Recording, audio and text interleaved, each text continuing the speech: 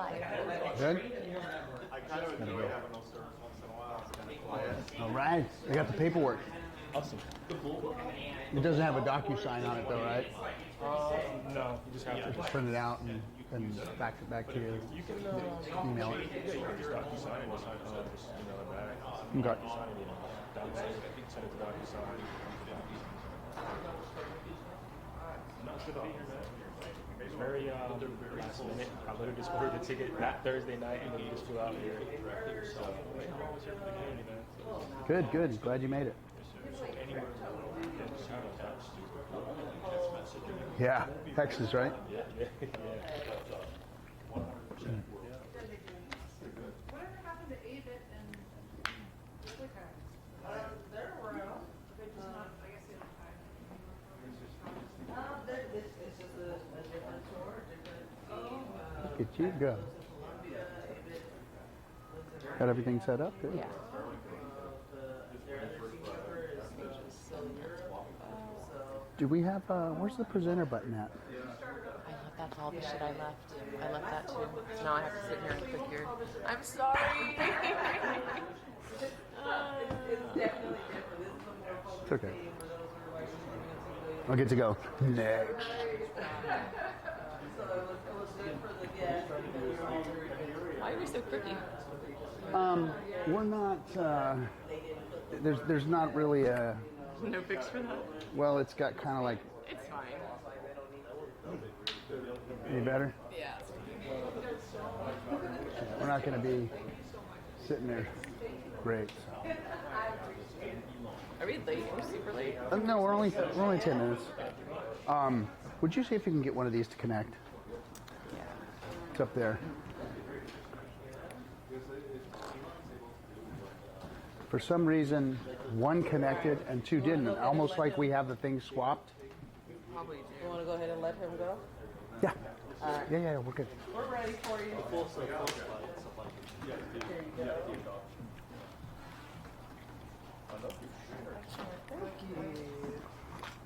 Thank you. Do we really have to have She designed them. we really An have S to worry about 2 mics? No. No.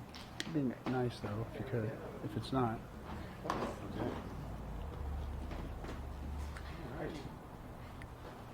Okay, everybody, welcome. For those that are not from Vancouver, welcome to Vancouver. My name is Jordan, and this is Friends Quarters. We are Vancouver's friendliest co-working and event space, a community hub dedicated to joyfulness, prosperity, and good vibes. And yeah, we're very proud to have these lovely folks from the PulseChain Tour joining us today from California. Yes, give it up. I just wanted to do a couple quick housekeeping things. There are some snacks at the back you guys are welcome to help yourselves to. There's 2 washrooms at the back as well. If you're feeling a bit weighed down by your jacket and your bag, we have in the middle room, we have a coat rack. There's also a back patio if you guys want to catch a bit of fresh air without having to leave the venue.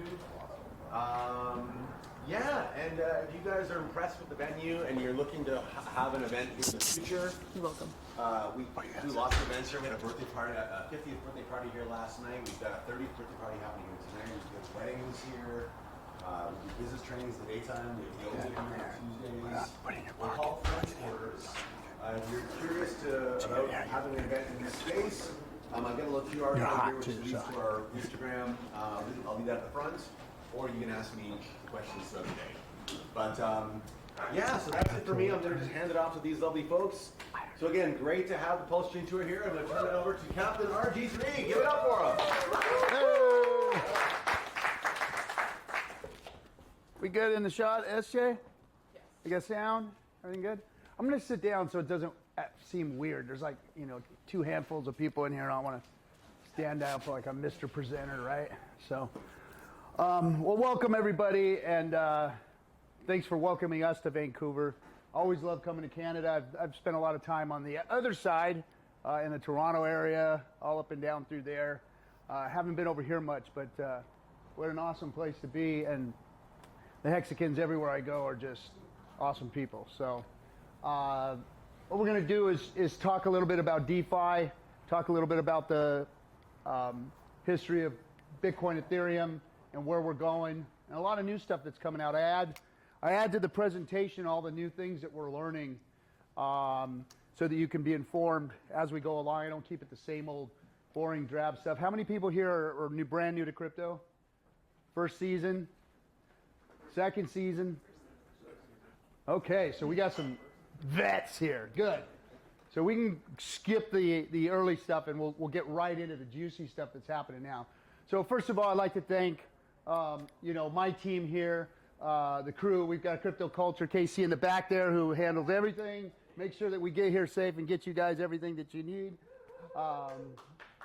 And we got Wild SJ here with the PulseChain hair, always taking care of our tech and helping out on the tour all along the way. And for those of you if you don't know who I am, I'm RG3.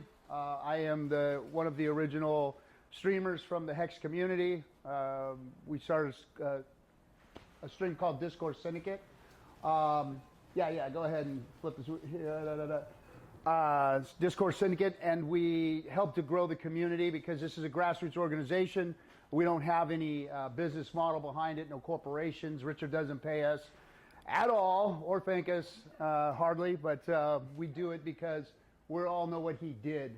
But anyway, I'm just a guy. If you don't know my story, I'm a working guy. I put my boots on in the dark in the morning and took them off in the dark at night, and blue collar worker for 30 plus years.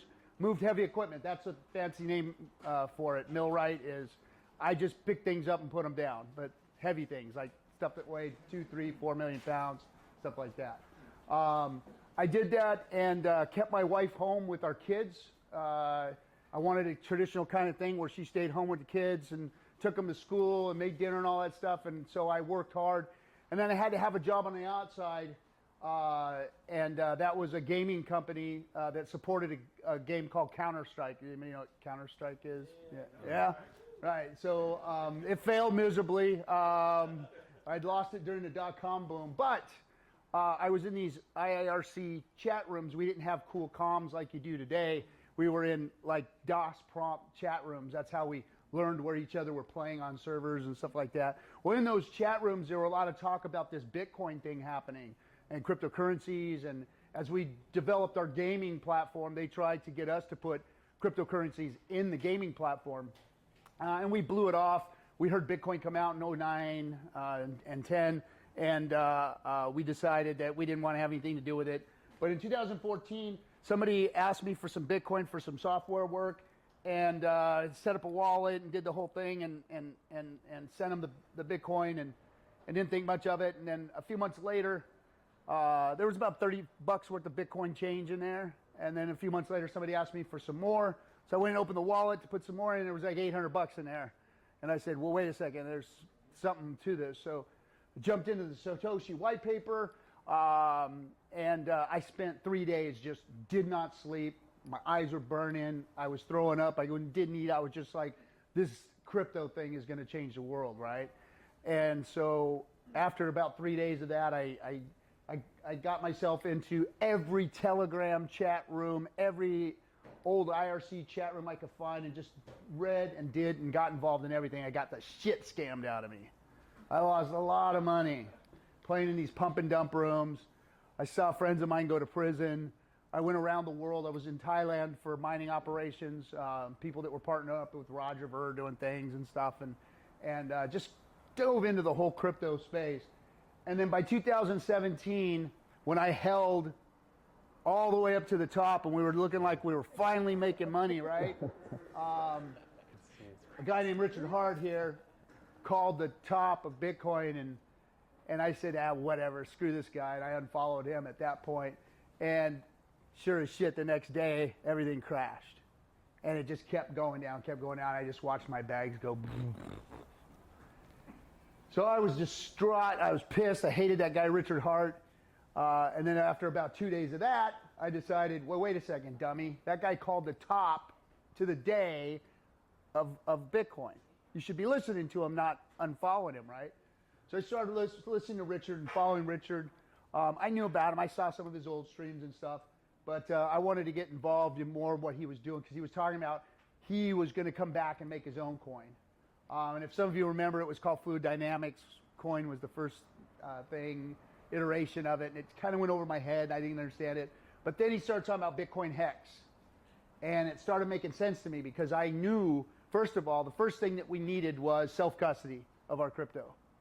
I had all these different weird wallets or exchanges that didn't even really exist, where my coins were sitting, my ICO coins, all that kind of crap. And I never had a hold of my crypto, and that always made me feel weird and always made me feel uneasy because I always ended up getting pulled, right? Always getting scammed out of it.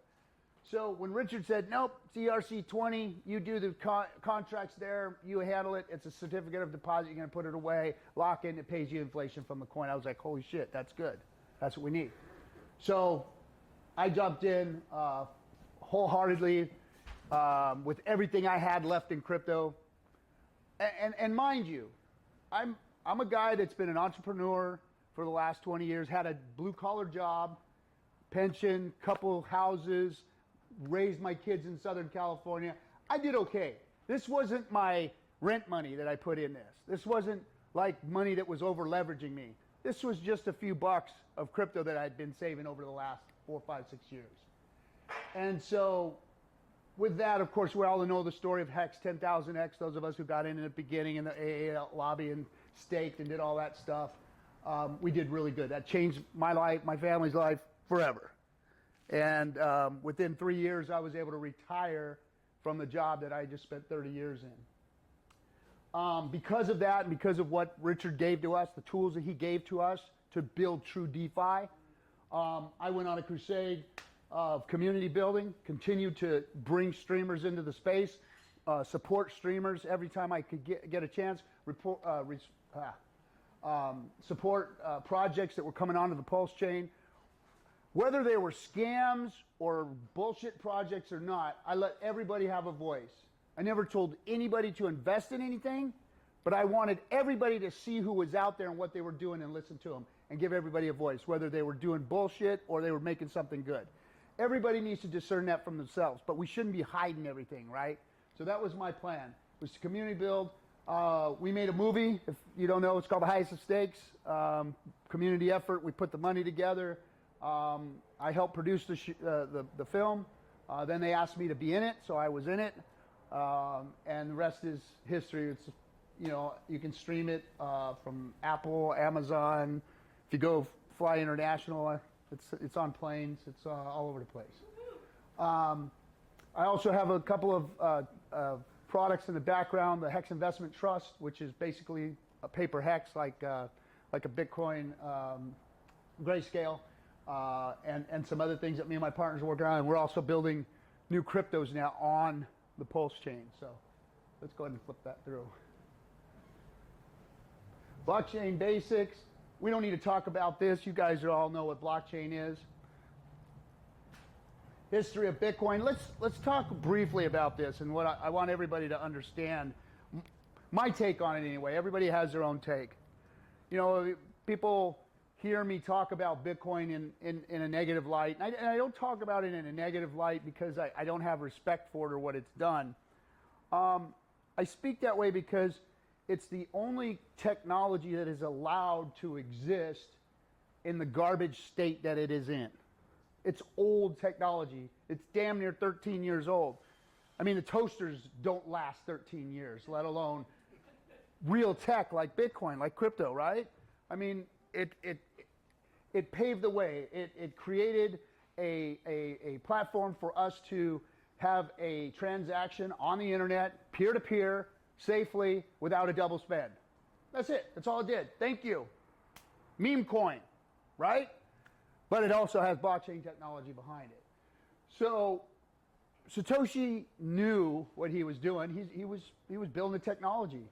And things were going to come along that were better. And Ethereum did that. Ethereum gave us smart contracts. The ability to program this peer-to-peer digital transaction to do cool stuff. For instance, Hex. Because of Ethereum, we have smart contracts, we have Hex. Hex is a blockchain CD. Hex destroys the need for mining algorithms. Destroys the narrative of market cap. So now we're programming better systems, better outcomes for our money, which is what cryptocurrency is supposed to be. Not only is it just a digital form of cash that we can move on the internet safely, but it can also fix money, therefore fixing the world, which is what they always would say, fix the money, fix the world, right? We ran around last year talking about that too. But crypto had to be fixed first, and because it's not fixed yet. So Ethereum, Solidity gave us the programming language to build smart contracts, but it didn't give us a chain to function on. The Ethereum blockchain is broken. They won't fix it. I think the miners are holding them hostage still, wanting to keep that. Now I guess it's kind of a semi-proof of stake. But proof of stake algorithm is where things should be going. We should also have throughput. We should also be able to scale. And I think, in my opinion, I don't think Ethereum's going anywhere. I think that Ethereum will eventually fix itself.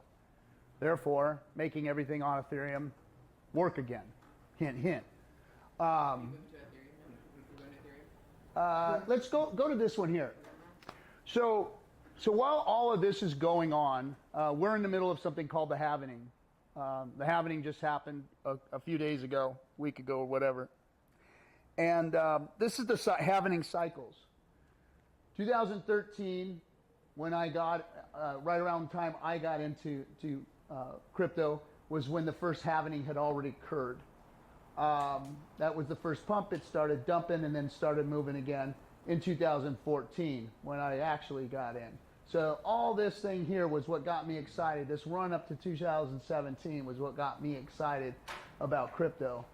But if you notice something, every time the halvening comes, and everybody know what the halvening is? Put your hands up, everybody. Okay, so we all know what the halvening is. So now the algorithm's getting harder for the miners, therefore the price of Bitcoin artificially just automatically goes up. In 21, we saw it did the same thing. Richard launched Hex before that, and that's what happened to us. We rode that wave up. And here we are in the next one. I think we're more close, we're past the halvening, so we're right here somewhere, and Bitcoin is already up here at 60, what are we, 60K today, 62K? Something like that? Anybody know Bitcoin price? 63, 62, 63K? Yeah. So we're running all-time highs again. We're running up to the next halvening, and everything is the same but different. And what do I mean by that? So because I've been through these cycles, this being my kind of like at the tail end of the first one, and this being my two and my fourth one here, the difference in this cycle versus all the rest were kind of had institutional pumps coming into them, especially these last two. And this institutional pump here has been massive. And you guys aren't seeing it yet, but behind the scenes, we are seeing OTC trades like nothing has ever happened before. The Bitcoiners are dumping their Bitcoin on your heads, guys. And the institutions are buying it up. BlackRock's already announced how much they had, and guess what? They didn't market buy that shit. The market went up to 70K because people knew that they were buying that shit OTC. That's what's going on.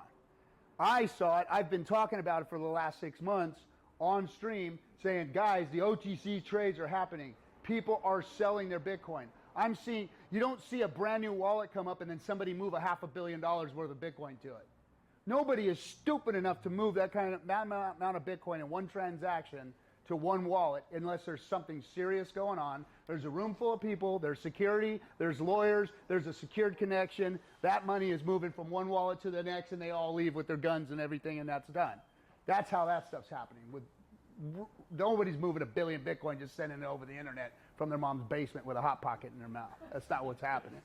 Institutions are buying big amounts of Bitcoin. So we're seeing it starting to move in the background big time. Now, we haven't really seen it in the market yet because it's not moving yet. We're early in this phase of the development. The halvening just happened. Usually we see about 12 to 18 months of movement after that halvening. So we're in it right now. Our ecosystems haven't seen a whole bunch of it, of course, but don't despair, guys. Let's go ahead and flip it to the next one. Keep going. Keep going. Go all the way through Ethereum. And to the next. So you guys already know all this stuff. Go ahead and flip it again. Okay. Flip it one more time. So DeFi. When Hex was created, DeFi was finally invented. I don't think DeFi existed before that, in my opinion. Hex was the first fully decentralized protocol that allowed you to interact with the contract, no intermediaries. You were actually the miner. You could create the miner. Your stake is really a miner. You are mining the inflation of Hex out of the system via your stake. And because of that, we've created an inflation model that the world has never seen before. The biggest thing that I was excited about when Hex came out was that inflation model. The inflation model means that currency has been changed forever if crypto is adopted by the masses. Why? Because nothing else inflates like Hex. Nothing else has ever inflated like that. Imagine, you've got 15-year stakes out there where every day they're getting a little bit of that inflation of Hex. So that Hex has been sitting there for 15 years, right? And it comes to fruition. Well, these guys who have these big bags of million Hex stakes that are out 15 years, when they come due, if Hex is anywhere close to, $1, $3, $5, $6, they're not going to need to take all that Hex out. Some of that is going to get restaked, and some is going to restaked for 15 years. So we're talking inflation that could be delayed 30, 45 years plus. Nothing is ever inflated like that. Now, I'm not saying all the inflation is going to do that, and some of the inflation comes out and lands on a stake that's unstaked the next day. But on the Ethereum blockchain, some of it's landing and bleeding out and not even seeing the light of day. Ethereum Hex is going to trip a lot of people out when all of this is said and done. Right now, a lot of its inflation is getting burnt away, sent to old stakers or the OA, which we know what happens when it goes to the originating address is it just disappears forever. And if it does come see the light of day, the only time that it has, it's helped the ecosystem. So the system is geared to help itself, to prolong itself, to empower itself, even when somebody gets hacked. Now, I don't want you guys to think that I'm cheering on hacking. I'm not. But when somebody gets hacked and those stakes, my good friend Nicole, you guys might know her as Nerd Girl, was hacked. And it's a terrible thing, and to watch people go through it, especially a single mom like her that's worked really hard to have what she has, to lose everything in crypto and have to start all over again. I mean, it's sad. But here's the thing. Those guys, it's basically expensive vandalism. They didn't take those stakes out and get anything from them. A lot of the stakes that she had, they just nuked. They were just trying to pull them out and see what they can get. And there was nothing there. They just nuked the stakes, vandalized it, ended them. All that Hex went to all of the stakers. So that Hex didn't go to waste, even though it destroyed her life. It didn't go to waste. It's back into the system. And it didn't get dumped on the market. So all those vandalism stakes aren't hurting the market. So kind of another fail-safe within the system. Not good for the individual user or the victim of a hack, but good for all of us. It didn't hurt us. It didn't get put on the market and dumped. You know what I mean? So good for the system, bad for the individual, which is kind of where, where the brunt of it deserves to be is, if you're not providing security for yourself, if you're not watching what you're doing, where you're clicking on, who you're bringing into your computer, I advise everybody to take a real serious look at security right now. This community is being targeted. Same people that hacked her contacted me and sent me the same type of information, trying to get me to buy into them. FBI is investigating it, whatever. But the amount of hacking that's going on right now, don't click on links, don't Google search things, use hardware wallets, make sure that you're being very, very safe and secure. Get off the hot wallets and don't download anything that you don't know what you're downloading. Be very, very certain and sure about all that stuff. Next, please. PulseChain. All right, so after Hex got destroyed by Ethereum, so if you guys don't know what really happened to Ethereum, is, yeah, the chain is clogged up. Yeah, the chain is slow. Yeah, it still had proof of work at the time. It changed a function within itself called the S load. If you don't know what the S load is, Ethereum is the Ethereum virtual machine. So it's a blockchain computer system, right, that you can program on.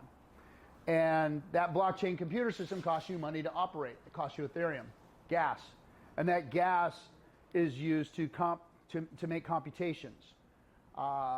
Whether it's just a transfer, a trade, or a more complex algorithm like unstaking a 15-year stake and giving you that stake. That's called the S load.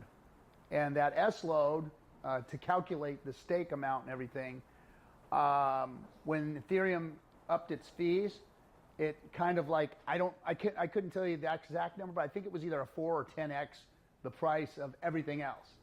And at the time, Hex was very, very S load heavy. So it was almost like a spit in the face to us as we were pumping and mooning and going. Bam, Ethereum tried to put the brakes on it, seemed. Very funny how it happened. Very funny that the S load got hit so hard. We were moving like we were. Number 3 in market cap. Number 3 of all cryptos. Our little Hex freaking was kicking ass. I mean, we were fired up. This community was going, man. And then this happened. And by moving those S load fees up, they made it impossible for us to unstake. Especially those people like Hodl Dog who had daily stakes and everybody else who had monthly stakes and stuff like that. It was really, really difficult, you know. And I'm sure that wasn't all of Hodl Dog's bag, but that was his show. If you guys watched his show, every day he would make a stake.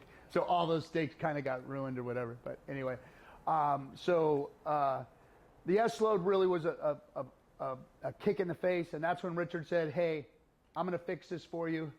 Hexicans, here is PulseChain. And PulseChain is a better Ethereum.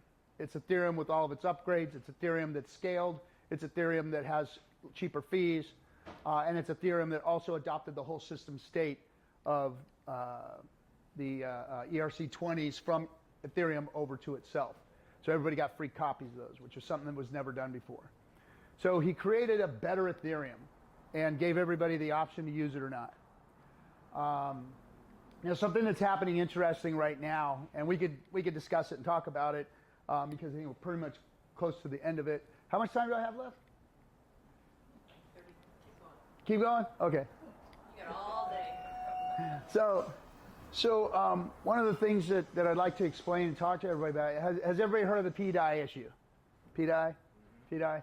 Everyone wants this thing to peg to $1 and all this. Because supposedly some of the OA wallets or the O wallets or Richard's wallets or whoever wallets they think it is are connected to its functions and whatnot, or trades. But really, there are thousands of ERC20s that have that same footprint, that same fingerprint on it, because the wallets that did the same thing to PDI did the same thing to a whole bunch of tokens. It loaded up on them, snapshotted them because they were, you know. So technically, and I think that Richard even hinted to this, is like, you know, hopefully the people on Ethereum are going to come over here and use their tokens over here. Well, I'm starting to see these communities embrace these tokens that have been moved over and start to revive them and bring them back to life and try to pump value into them. So I think that is going to be the catalyst. Myself, that's my opinion.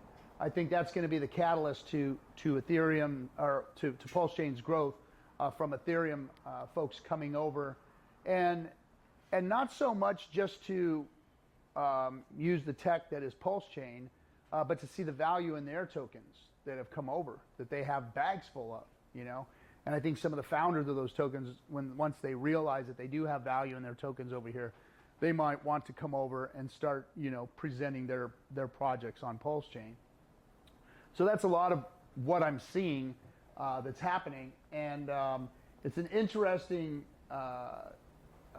experiment, but it's going to take all of us. It's going to take more action. It's going to take more involvement. It's going to take more presentations.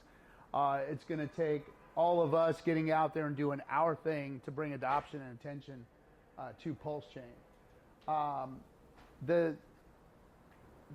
the things that we need to be talking about, are these. We're new. It's a new L1. Opportunity here is, for investors is huge. I think we've got over 1 million now, well over 1 million unique wallet addresses. So the metrics are doing well amongst the other chains, extremely well. I think we're number 16 on DeFi Llama now, something like that. PulseChain active validators. I think we're under that now. Is it 52,000? Did we change it to 52 or it was 55? Is it 47? 46 or 7. 46 or 47,000. We had one whale pulled a bunch of validators down, kept the pulse and everything didn't dump it or anything, but pulled a bunch of validators down. But we're around 46,000 validators, which still makes us a lot more decentralized than anything else out there. If you don't know the history of how the validator system started, Richard had, I think, 11,000 or 16,000 validators in the beginning, put those out, got the chain started, and then as those were gobbled up, the 11 to 16,000 were gobbled up by, just random validators out there, he pulled all of his validators offline and burnt all the pulse that was in them. So again, hats off to Richard for being a good actor in crypto, and doing that. So now it is fully decentralized and run by the community, by the global community that is involved in the validator project here. Next slide. This is just a comparison, to how early we are and what PulseChain is looking like versus Ethereum. The sacrifice rate, I think we're a little different than this now. But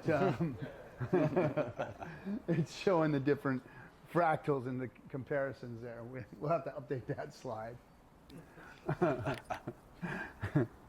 So another cool thing is the decentralized exchange. If you guys don't remember or know, Uniswap came out right when Hex launched. Kind of interesting.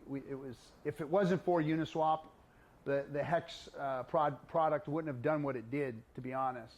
It was Uniswap that created the first arbitrage opportunities for the community. I was there when we were seeing the arbitrage from the adoption. You'd get your Ethereum into the adoption amplifier, you'd get your Hex out, and you'd see it, cheaper on the exchange, so you'd sell it and you'd buy more Hex, and we were just we learned how to do this arbitrage recycling game on the exchange. And then all of a sudden the liquidity providers realized what was going on, and they started adjusting and taking the arbitrage opportunities away.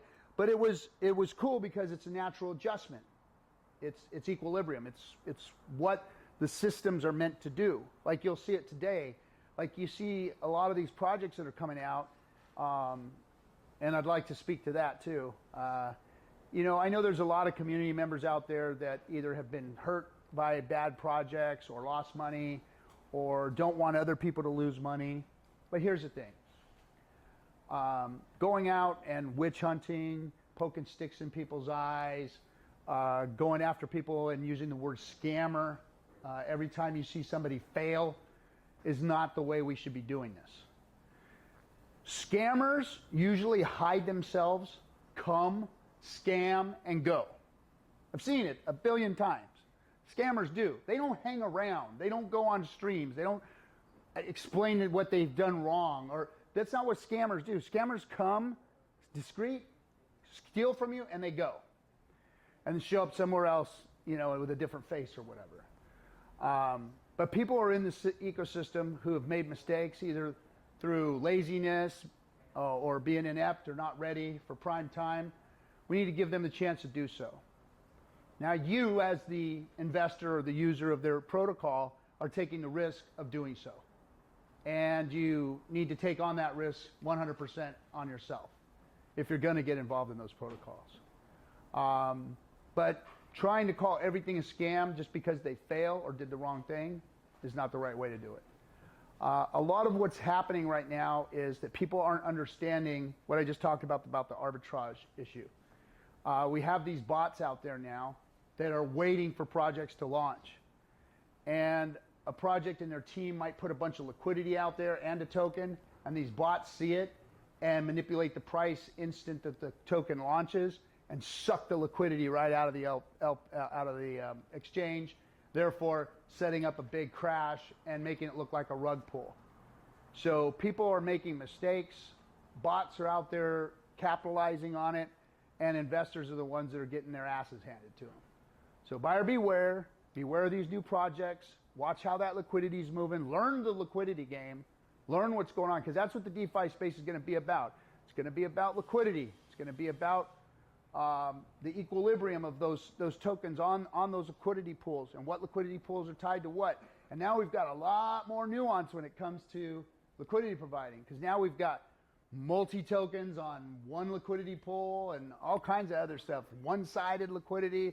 So stay out of the liquidity game, stay out of the new token launch game unless you understand these things fully and you know what the team is doing behind them and how they're launching. Because these bots are watching. And if they don't launch properly, these bots will stick around and wait until that shows up and then drop these things to zero.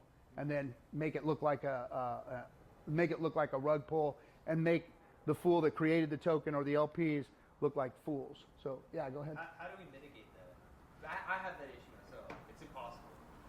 Yeah, so are you have the issue as an investor, or you have the issue as a token launcher? Token launcher. Okay. So what's happening is, and so my devs that are working on our projects are finding out that these bots are watching for new projects, watching new projects launch, and then it takes about 72 hours before the bot kind of like goes away. So it's kind of like you're hiding in the alley, the searchlight's on you. After about 72 hours, it leaves. Okay, time to come out, slowly. Add liquidity, move things slowly, before the bots aren't coming after you. What if it's hype though? You know? What's that? What if it's hype? Like people are gonna buy it. Yeah, well, I mean, people buying it and then your team and you providing liquidity are two different things. Yeah. People coming to the chain organically and providing liquidity through buys and sells and whatnot, and people who feel comfortable putting their liquidity up there at small amounts. Yeah. That's two different things. Now but that's a slow growth, and that's what I was talking about with these tokens that are coming over. That's how they need to be coaxed out of their shell. You know what I mean? Yeah. You can't, if you throw the liquidity up there, you're done. That's what's going to happen. That's like I launched a token not long ago, and there's so many of these bots. They're waiting for you to put the LP out, and then they instantly just put like $1 or something. But like it's so low, and then it pumps like 100x. Yeah. And then they just sell it, man. It's great, and they just take all the liquidity. Yeah. I try to mitigate it too, but it's like I launched multiple LPs to try and trick them. Doesn't matter though. They Doesn't matter. Yeah, they'll use the aggregator, right? So I don't know how to fix this problem. It's a problem though, big problem. Well, we're solving it right now on Gifford token with PGIF, and we've been putting the liquidity slowly and moving it off and on and kind of just watching it, and we've been fine so far. Yeah. And some of the other tokens too Uh-huh. have been fine, but then you have the whale wallet issue too. You know, whether that whale is either uneducated or a nefarious actor that just wants to dump it as soon as it gets to a certain price, or the whale wallet gets hacked. You know, those are the issues, and that's what we have with the Wild Wild West here. People need to understand that these things are going on. You know, people are saying, you know, I heard them talking this morning. I was in a Spaces, and they said, yeah, this token just did a 45x. Yeah, but there's $5,000 worth of liquidity in the LP. You can't just sit there and get excited about saying something did a 45x, because there's 20 people that know what that means, but then there's 150 people that don't know what that means, and they go, oh my gosh, and they go see that token, and they're like, man, you know, I need to wait for the next one, and then I'm gonna buy a whole bunch of this shit, and they ape in 5 or 10 grand, and they send the price, and then it dumps, and and they don't get it because there's no liquidity in there. You know, you got to understand that game, and we've got us as leaders, developers, LP providers. We need people to understand that that's the game, that it's about liquidity, that it's about the bots, that it's about the launches of these new tokens. Here we're on PulseChain. New projects everywhere, every day, all the time. Meme tokens, everything, hype, all the shit. Don't buy into any of it. You have to be very, very careful and watch what you're doing and know what you're getting involved in right now. Because yes, there is a positive to being new. There is an advantage to being the first. You're first. You're first. This is a wild, wild west. It's gunslinging out here. And there's some badass hired guns out there. And if you don't know what you're doing, you get your ass handed to you. And that's what I want everybody to understand, because there's a lot of hype about how cool and exciting it is when these new tokens do these X's, right? Everybody thinks, oh my God, I missed a 45X. No, you didn't. There's only $5,000 worth of liquidity on there. You didn't lose shit. I look at my pulse bags, and I can't do anything about how big they are. They're not gonna, I can't pull anything out of these things. So and the same with Hex or anything else. Just because you're a big bag holder doesn't make, it's just paper value, you know? Just because you get into something that does this kind of X, it's paper value. You only have what's up there on the exchange. And if we don't start coaxing these projects out and start developing these projects and communities behind them, it's that real value. It's that real time of work and effort and time in the market and good projects coming out and communities, things getting behind them, that's going to make them grow. There is no get rich quick here. There isn't. And we all seen that with the sacrifice of PulseChain. How many people sacrificed a crap ton for PulseChain? More for PulseX. Yeah, PulseX. Yeah, and a lot of people a crap ton more for PulseX, right? Well, guess what? They're great projects, but they haven't matured yet. They haven't come to fruition. They don't have adoption. They don't have what's needed to put real value in them. This is about real value systems. If our crypto is going to mean anything, if it's not going to be a joke, if it's not going to be a farce to the rest of the world, we have to put real value into it. There's none of this freaking, oh, this guy got rich overnight. You know? I didn't get rich overnight. I put some money in all the way back in 2014. And now I've made some of the right moves, and now I'm financially free. But it took all those years. It took 10 years of being in this market and getting my ass handed to me. And I'm still not there with what we have here. Yeah, it's nice. Yes, I was an early adopter and probably ahead of a lot of people in this whole system. But that doesn't mean we're done yet. We've got a long way to go. We've got a lot more value to create here. A lot more work to be done. It's not about, how can I get positioned right now for this bull run? This bull run's not going to mean a whole bunch to a lot of people if we don't start putting some real value into it. Because that's the other thing they do, is they're going to inject FOMO into this thing to run this thing up. They do the same thing every time. That chart I showed you earlier. The institutions come. There's nothing new under the sun, guys. Nothing new. Rich people have been pulling the wool over middle class and poor people's eyes from the beginning of money. Period. End of story. It's how it's always been done. There's nothing new going on here in crypto. Don't think so highly of this crypto thing that hasn't been going on out there. They just brought it over here now. Those last 3 cycles and this cycle that I showed you, they come in. And then all the plebs come in and bring it up to here. They exit. They bring it down to here. All the plebs leave and take it back down to here. So they've made these percentages going up and going down every freaking time because they've made that pump and that dump. They made it. That's what all these Telegram rooms were for that I was in 2017. We're running it up, guys. Go. All right, plebs are in. Out. Same story. Same story. And that's what's happening now with the institutional money coming in. They're going to run this son of a bitch up. They're going to take their percentage. They're going to stop. They're going to take their percentage at the top. They're going to call the top. Boom. You know, the jokes with the pamp it and dump it. It's real. That's what they're doing. And they're going to do it again. And they're going to dump this shit down. And the plebs are going to sell and get scared and go, oh my God, I got to get out just to save my wife's going to kill me. I put her savings in there, right? And then guess what they do? They let it just fucking sit in the damn swamp, and they let it go, and people keep dumping it, and they'll punch a little bit at a time. And then, okay, time to buy back in again, guys.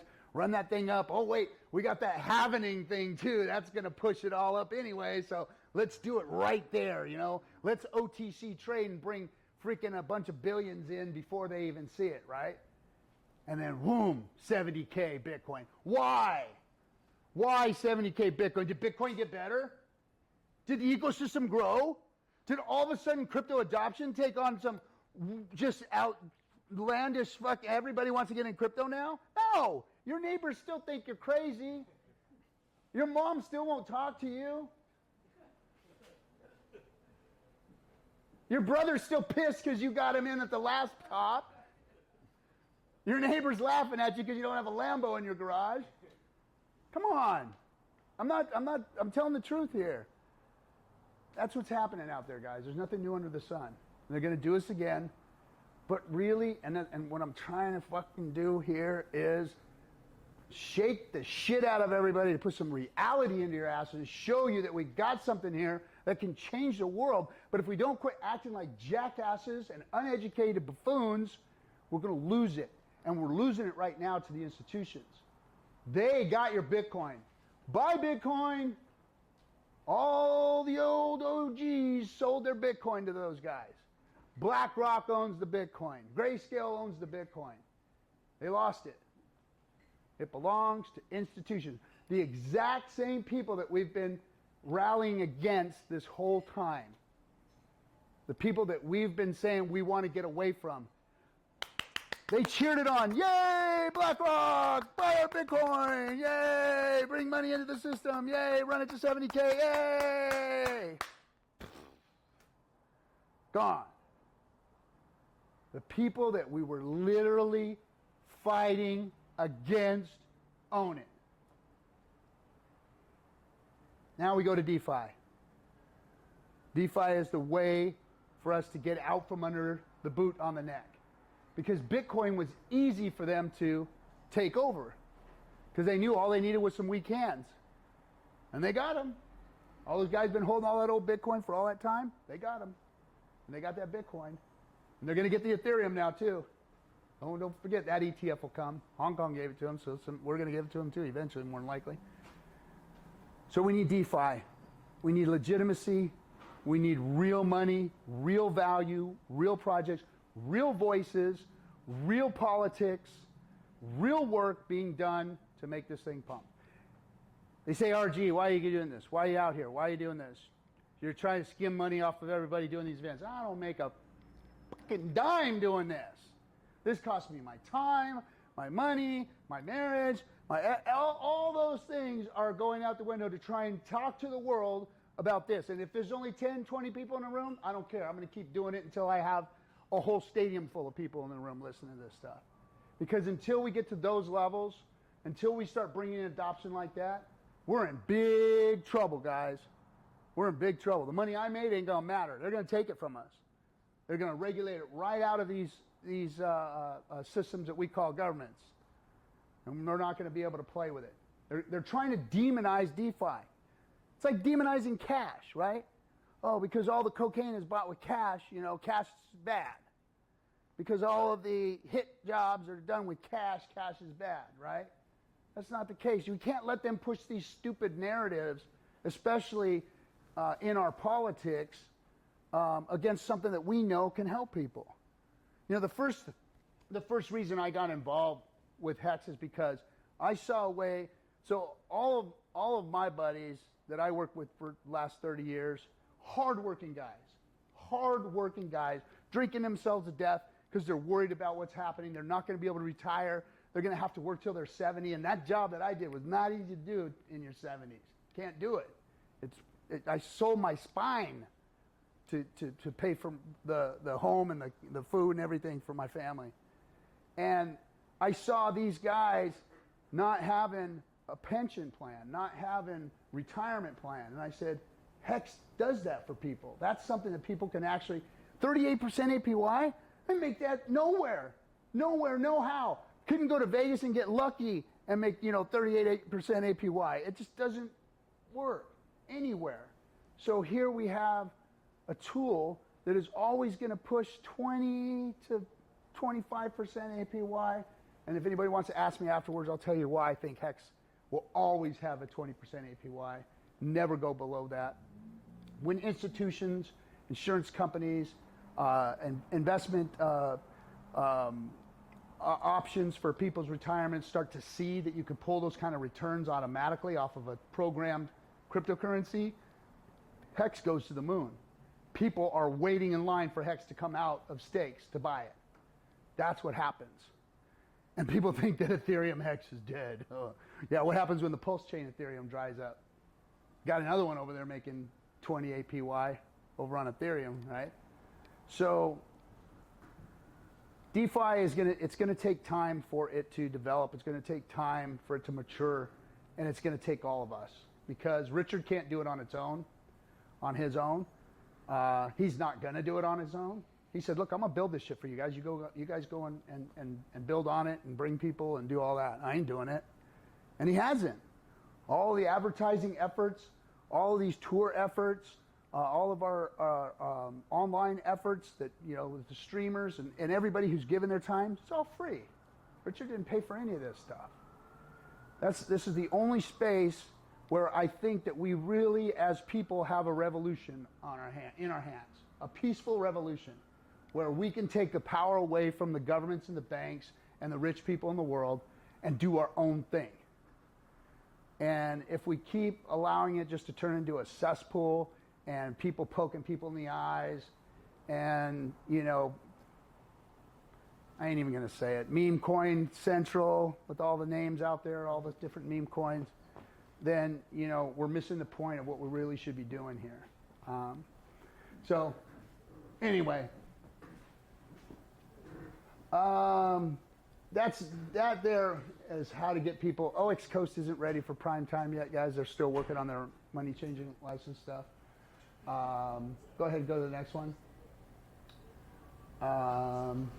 Next.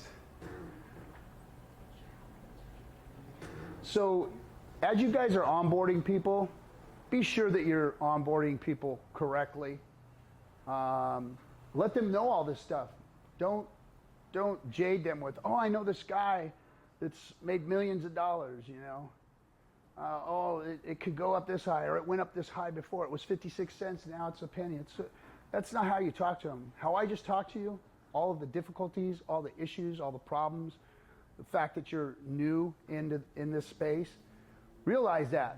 You're bringing somebody that you know into the world's most volatile asset class and teaching them a few things that can get them financially destroyed if they go off on their own somewhere, right?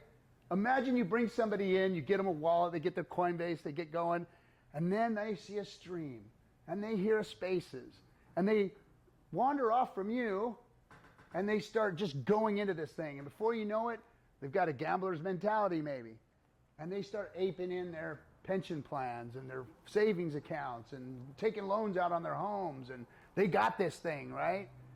Just remember, tell these people, warn these people about the stuff that's out there, the dangers, the LP stuff, the new chain that we're on, the crypto space itself, the macroeconomics that are going on out there with Grayscale and BlackRock, and what this crypto space is facing politically, what it's facing legally. This chain here, Richard Hart, what it's facing legally, what it's already faced. Tell me you sat in a room with a guy that had 4 subpoenas by the SEC just for being a guy that's on YouTube. The SEC came at me 4 times already. Just for saying, hey guys, Hex is a cool thing, man. That's it. So please, prepare your people properly. Keep them with you at your sides. Hardware wallets. Explain to them the dangers of DeFi, the dangers of being in a new ecosystem within a new ecosystem within crypto. Tell them about all that stuff. And be responsible. Go again. So we're live streaming this, everybody. So if you want to see it or show it to somebody, you can show it to them. But I'll open it up for questions. I think we got a few more minutes here, or nope, time to go. Time for me. All right. Talk to. I do. Yeah. All right, I am going send to. it to you, or I can have I'll it be here to answer questions and hang out with everybody too later. So if you want to talk to me, Sure. no, you're welcome. But now, are you going to do? There's a Q&A towards the end as well. So if you have questions, just store them up, and then all the speakers will be available to. Yeah, we'll do a panel Q&A. Yep. Okay, so a couple minutes if you have any direct questions of what I just spoke about in case you forget later or anything. Grab some snacks, Or some snacks. Water. Yeah, yeah. I got a couple. It's not really a question, but what are your thoughts on perhaps in the future, like more privacy somehow for users in DeFi that I suppose could be somehow in like power in numbers? Yeah, so what you're saying is that politically we need to make Tornado Cash legal. That's what it. That's what it really comes down to. Is it's the technology already exists for us to have privacy.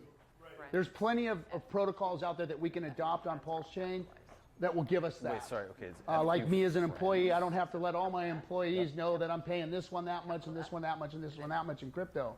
So we need those privacy protocols, and Richard has been addressing that within his lawsuit that's going on right now. So there's a lot more to be done. There's more amicus briefs being written in those regards, and there'll be obviously there'll be more suits and more awareness. And yes, in sheer numbers. If you guys see us presenting amicus briefs where we're asking people to sign these petitions, sign them. Get them on your phone. Text them to everybody you know and say, hey, look, you may not support me or crypto or whatever, but this is important. Read this amicus brief and sign it for us. So getting behind all of the people that are being political, that are working towards getting adoption of privacy is important. And that's what we need to do. We need to use the tools that are available, but we need to make them legal first, because if you guys don't know, Tornado Cash, which exists as a mixer, if your wallet touched it, your wallet's screwed. It's dirty. And they won't allow you to move your wallet through Coinbase and things like that. Yeah, regarding that point, do you think that ZKZX is going to come back? Like, do you trust ZKZX? I'm just curious. Because that's a Tornado Cash fork. Yeah. It's not that I don't trust it. I don't trust what it's up against. Oh, yeah. And what it's up against is regulatory saying, no, anybody who we saw what they did with Tornado Cash. Any wallet that's touched it is poison now. So, yeah. If you were to move the ETH onto another chain like Monero and then move from a privacy network to another wallet, would that get around it? Not really. It's a long way around too. I mean, it's difficult to do. And it shouldn't be that difficult. I think that instead of saying, okay, well, I mean, of course,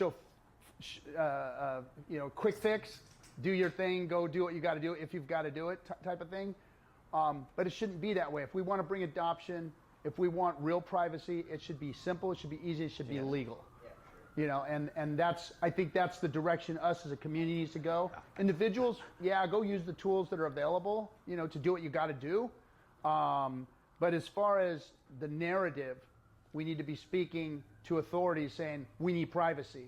These are the things that are private, and these are why they're important. And figure out a way, and I talk to lawmakers, I talk to politicians, Treasurer of Nevada, Treasurer of Utah, spoke to people about these things. And, everybody puts politicians in a bad light. I mean, we all go, politicians, right? But there are some of them out there that are advocating for crypto, that are trying to make laws, that are trying to do things in the right way. And their concerns are the same concerns that, big governments have, which are, okay, what terrorist organization is laundering money? How do we combat that? Because none of us want a terrorist organization to be able to launder cash or buy weapons or anything. None of us do. We don't want that. We want our transactions to be private. We don't want our employees to see what we're paying other employees, those kinds of things. But we don't want nefarious acts. We don't want drug deals. We don't want those type of things going on in the world. So we have to work with the lawmakers to make sure that their needs are being met on regulating these systems to allow for them to monitor, just like they do anything else. They do monitor, cash buys of weapons and these all other types of things. They can do the same thing in crypto. We have agencies that do that. They can do that in crypto too without destroying the crypto ecosystem. And I think that that's what we have to be cognizant of and aware of, is that these big banks, these big governments, these big entities that don't want crypto to be the money system are trying to pin this bad name on us really for no reason. It's the same argument as cash. Like, okay, so we get rid of cash because it does the same thing that they're saying crypto can do. So it's easier to regulate than cash. And we should be able to find a happy medium somewhere to get both. All right? Yeah. You mentioned Monero. I would recommend against Monero because people don't know that the FinTrack regulators in Canada flag your wallet if you interact with Monero. And most 99% of people I talk to don't know that. So I strongly recommend do not use Monero. Don't let your wallet. Do I need to plug it in? Or? I had no idea actually. It's written in the FinTrack regulation documents. It's written there. That's crazy. So don't interact with Monero. All right. So without any more time spent, I'm going to bring up my friend CryptoGRPX. He's got a YouTube channel, and he's been talking about different cryptos coming into the PulseChain ecosystem, and he's got a presentation for us. So everybody give it up for CryptoGRPX. Steve. How's everybody doing? Sweet. It's weird to be from YouTube to now all of a sudden real people in a real room. Real life. Everything changes. So I'm going to try to follow up that because that was awesome, RG. Building on PulseChain. So my presentation today is going to be for you guys on the last year and the first year.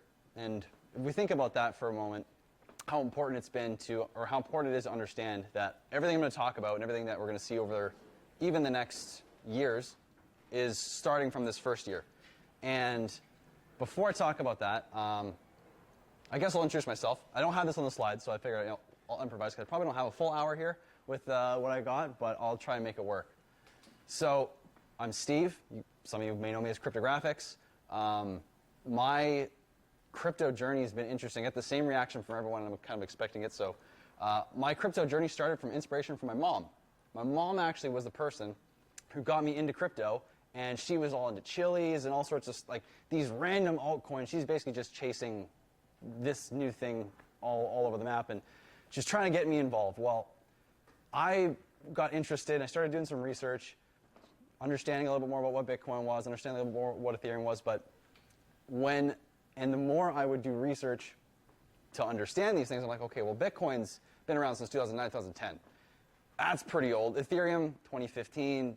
Tech world, it's pretty old. So I was starting to think of these things as more like social media, where this is the MySpace, and we got Instagram, Facebook, Meta coming down the road. And I had remembered hearing on some podcast in April of 2021 about Hex. And that seed was planted somewhere deep in the earth, and I forgot it was planted there. And fast forward to 2021, I started to, the seed started growing, and I remembered Hex. So I'm going to go check on this thing and see this crazy chart. And I'm like, okay, what's happening here? So I spent the next probably 5 months just all in trying to research. I was listening to Whales Only. I was listening to RG. I was listening to anyone that I could get my hands on and just taking in everything. And from Hex to then learning about PulseChain, building the PulseX, that kind of built my journey for understanding what's going on here in the landscape of PulseChain, and then also what's being built on top of the ecosystem, what's been built on Hex, on PulseChain, working with PulseX, and now what's being expanded into the entire landscape of the ecosystem that we have today. So as a short synopsis, it's kind of where I'm at, how I've developed into where I am, but there's more than meets the eye when it comes to saying built on PulseChain. And I know a lot of you guys sound very familiar with crypto and obviously have been here around for quite a while. Some of you guys sound a little newer. So real quick, if we go to the next slide, or I guess we go 2 because I can skip the words. Who's with, I missed the check-in from RG. Who's brand new, either knows nothing or first year or two within crypto? Anyone?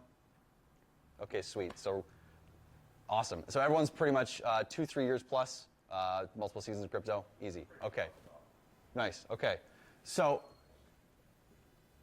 what does it mean to build on PulseChain? Well, this goes more into built and current than thinking about the future and what building actually means. So if we go to the next slide, we're going to go through, there's what's already here on PulseChain is pretty significant. We have, if you look at other ecosystems that are, you know, like AVAX, Solana, BSC, you compare to ETH really, but I think it's important to have a reference point of like the behemoth, which is ETH in comparison to PulseChain. But really, if we compare all communities on all blockchains to what we have, we look at the community that we have, that we're early here in this little room with all of us, but if you go on social media, everything changes. There's fire lit under everyone's ass for talking about Hex, talking about Pulse, talking about PulseX, making content, which we're going to get into a lot more in a moment, which I'm sure all you guys are very familiar with. But strong community is already massive in comparison to what takes years for other communities to even start to generate and to get mainstream influencers even mentioning them, which even if it's in a negative light, it's PR, and the tides are set to change. So if we go to the next point, the second one is infrastructure. And of course, every blockchain needs infrastructure, you need DEXs, you need all sorts of stuff, but what we're going to get into is just how much has already been built in the first year. So infrastructure is a big point. If we go to the second, or the third one, sorry, utility, things to do. You need people to be able to come in, give them activities, even if it's not core to, let's say, decentralized or blockchain, let's say, principles where you want to be safe with your money and you want to be true to your core position. You got to give people experimentation. People need a place to learn. People need a place to come and grow with. So utility is a big piece. Let's go to the next one. Innovation, of course, you know, innovation starts with Hex, and it's branched out from Hex to everything that we have. We're going to get into a number of different pieces to the puzzle, which are all innovations. Some are copied and brought over from Ethereum and adapted on, and some are brand new. So we've got strong community, infrastructure, utility, innovation. We also have decentralization, which RG covered a little bit about in his presentation as well. But we're going to get into some of the numbers and really compare the blockchains on just how we're doing in comparison to all these other chains. And it's pretty sweet to see. So next one, memes.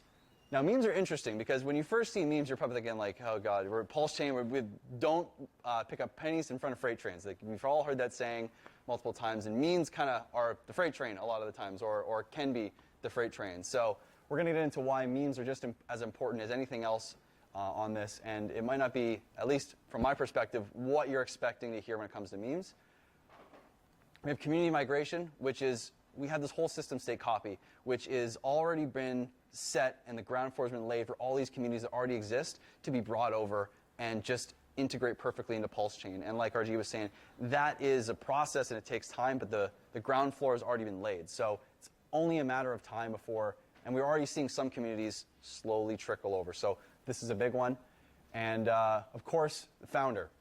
Now, every successful blockchain really needs some kind of a founder who's outspoken. I mean, obviously Vitalik's kind of an alien, he's his own individual, but he's so brilliant with the way he speaks and the way what he's designed that, I mean, he kind of has a very unique leadership role, but he holds it really well, at least in my opinion.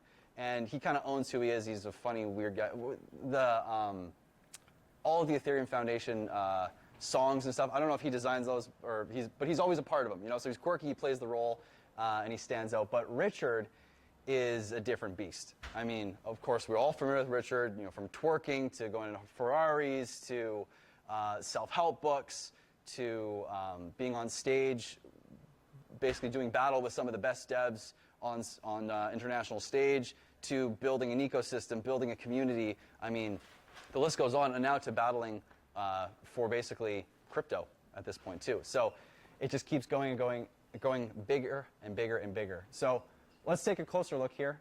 And I know you guys are all very familiar with this, so I'll probably skim through some of this stuff here that you guys are familiar with, and we'll try and elaborate on some of the other pieces to the puzzle. But just to go into the community and to show you all just how big the community really is, you've got YouTubers, educators, educational content, massive social media presence, and who isn't on Twitter? By the raise of hands, anyone not on Twitter actively engaged with Hex, PulseChain, or PulseX community?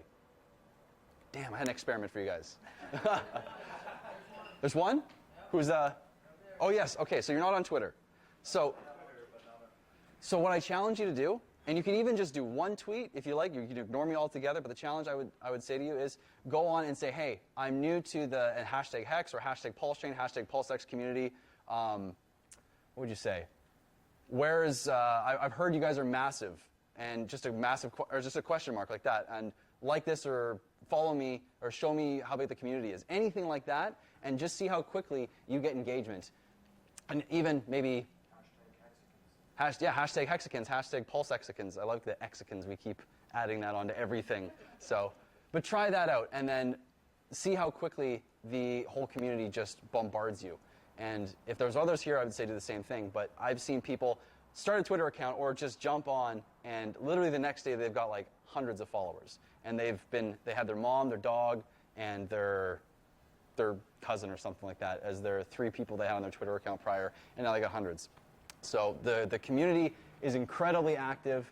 I mean, they've got diehard convictions. I mean, look at all us in here. And then on Twitter, if you say one bad thing about Hex, PulseChain, PulseX, you've got a list of comments. And usually people that have even a decent following they'll generate maybe a couple hundred likes on Twitter. Well, they're going to get 300 likes on the comment below talking about how they don't know what they're talking about. And never trash Hex again, never trash PulseChain again, never trash PulseX again. So pretty amazing little community that we've built that's growing from little to pretty massive and undeniable at this point. The community is also led as what this is, which is amazing, is marketing. Community-led marketing. It's getting more and more common. Like events like this are not isolated. I mean, you guys have done this from Abit and Hexline doing it from the beginning with Kaylin as well. Doing it for how long has it been with PulseChain Tours? Has it been 2 or 3 years now? It's been no. So coming up on 3 years of one style of marketing that is not cheap. It is not easy going, I'm sure, on the stress levels and life. So, I mean, that's one asset that we can look at right here, which we're going to get to more so in a little bit. And as you're going to see, and I'm sure, let me know when those likes start coming in too, if and when they do, because I'd be surprised if it doesn't take longer than a few minutes, honestly. The warm welcoming, as you're going to see, and then, so. In your comment, you should put @PulseChain Tour. Yes. Then I'll be able to find it. Hex and PulseChain. Okay.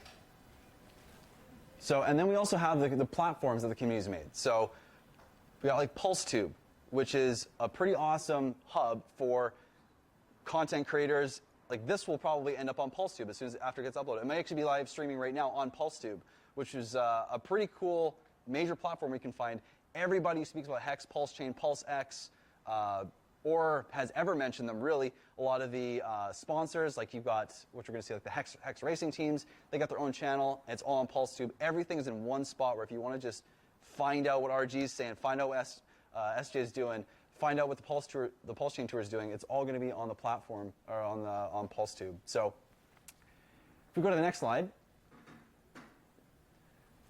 So we've got, this is just a small number. I know you guys are all very familiar with this, but if you go to PulseTube, you'll see the entire list, and you've got to scroll like so far down. This is, I couldn't even fit like the first page to get enough people to make it look like we had semi-decent amount of people on a single page just for this. Like this is 12 of probably 100 plus, 150 influencers, YouTubers, educators, even shit talkers, you know, people who talk about Hex, period, that could be on this page right here. So we've got KDP, we've got Crypto Coffee, we've got RH Max, Access Alive, Hodl Dog, SJ, we've got K4K, Hexologist, Kinetics, RG3, ATX, and Crypto Heartbeat.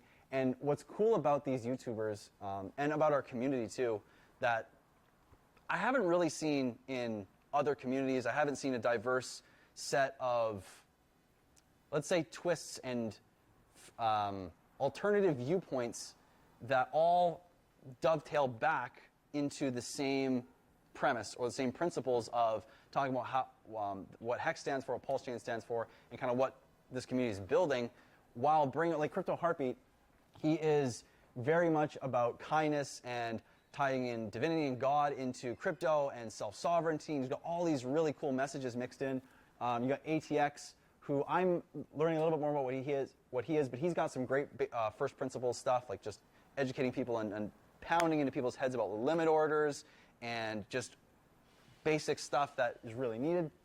RG3 obviously doesn't need to be spoken about at all with how much this guy's done. Kinetics, he's also been from the... Is Kinetics with you on day one with Discourse? Day 2. Day 2, okay, yeah, basically. So Kinetics is right there with RG3. Hexologist has been there.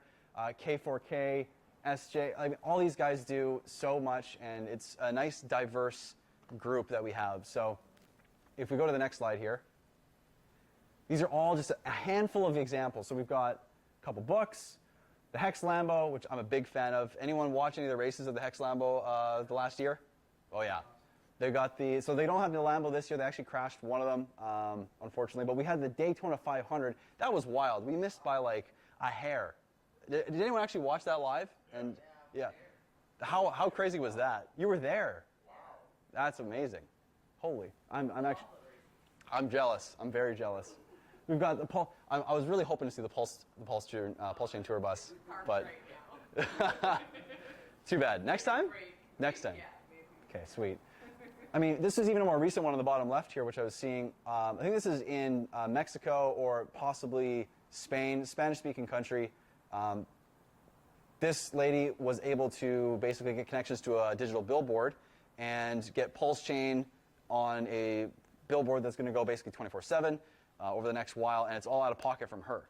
So, I mean, we've got individuals that are spending their own hard-earned money, time, effort, sacrificing relationships to go do this stuff. I mean, I wrote a little book on it. You've got the Hex price went up in 11,500% in 129 days. This is in the UK, and the UK community is actually huge over there too. So if you haven't seen them, go follow. I can't think of the best way to follow them or get in touch with them, but if you're in the Hex community, you'll find them. They're everywhere. So, of course, Highest of Stakes. Anyone not seen Highest of Stakes? I would. So, are you familiar with Richard Hart much at all? Okay. So, I would highly recommend going and watching the Highest of Stakes, even if you don't like it, which I would be shocked if you didn't. It's a fascinating documentary. This has been seen on, is it Emirates? That was the, yeah. This has been airing on Emirates. So, this guy right here. It's airing on a lot of different flights. It's airing on, right, okay, so it's becoming international on the flights. And it's video on demand and streaming on demand, yeah. There you go. So, I mean, Apple, Amazon. there we go. So, Yeah, YouTube really? streaming too. There we go. So, I mean, all these put together, I mean, Hex is kind of popping up everywhere. Richard Hart's popping up everywhere. PulseChain's popping up everywhere. You almost can't escape it unless you're putting your blinders on if you're in crypto right now. So, I mean, and this is only just the beginning and cherry picking a few things that were nice and easy to put on one slide to show you guys just how much is out there. I mean, there's multiple books out there as well. There's the Hex Phenomenon. There's, I think Matt wrote 2 books now. I think we've got 4 or 5 books, is it now? Yeah, about 5 books now that are out on the PulseChain Hex ecosystem, and that's only going to grow as time goes on, at least in my opinion. I mean, not sure about a sequel yet, but maybe there'll be 6 coming from yours truly, but we'll see. So if we go to the next slide, the Pulse Tube. This is what the interface looks like here, and for people that, and for you guys, I know you guys all know about this, but if you have people that want to come get familiar with the whole ecosystem, the PulseTube is such a great way to come and get people to go and find a YouTube influencer, find an educator, find content that they want to interact with, and have it all in one place. You don't have to sift through YouTube, and you click on a guy that's just going to talk shit on it, and then they get a bad taste in their mouth, and they go away with all these weird opinions that is basically uneducated or just based in nothing. You can get them right here. And you can go over to the side where it says, I think actually you can go to the live schedule or the Hex PulseX menu over there, and it'll show you every single YouTuber on here, all the content that's been there for the last number of years. And this is an amazing little tool that is all community made, which just needs to be appreciated. If you go to the next slide, please. So infrastructure. Now, this one is probably the most unsung, in my opinion at least, because it's easy to look at all the flashy smart contracts and see all the memes and everything that's been built that people are playing with, but a lot of the underlying pieces to PulseChain are seriously impressive in how well they work. And the fiat on-off ramp we'll talk about, it's a little, they're working on it. It was working better previously, but they're working on their licensing. So, but DEXs, if we go to the next slide, so within a year, again, this is a year, and for all the community stuff we've been talking about, this is all within 1 year of PulseChain inception. 9-inch, it's got $14 million in liquidity, and I didn't include every single DEX on this, but I wanted to do the major four. So a 9-inch, got 14 million. PulseX has 260 million between version 1 and version 2. We've also got PHUX, or FUX, has 16.7 million, and 9mm has 10.6 million for a total of $300 million on chain and growing by the day with all these tokens launching, with people bridging it all the time. This is going to grow tremendously quick compared to any other blockchain. $300 million in a year is pretty damn good, in my opinion. If we go to the next one, on-off ramp. So OX Coast. Anyone not heard of OX Coast? Perfect. Easy.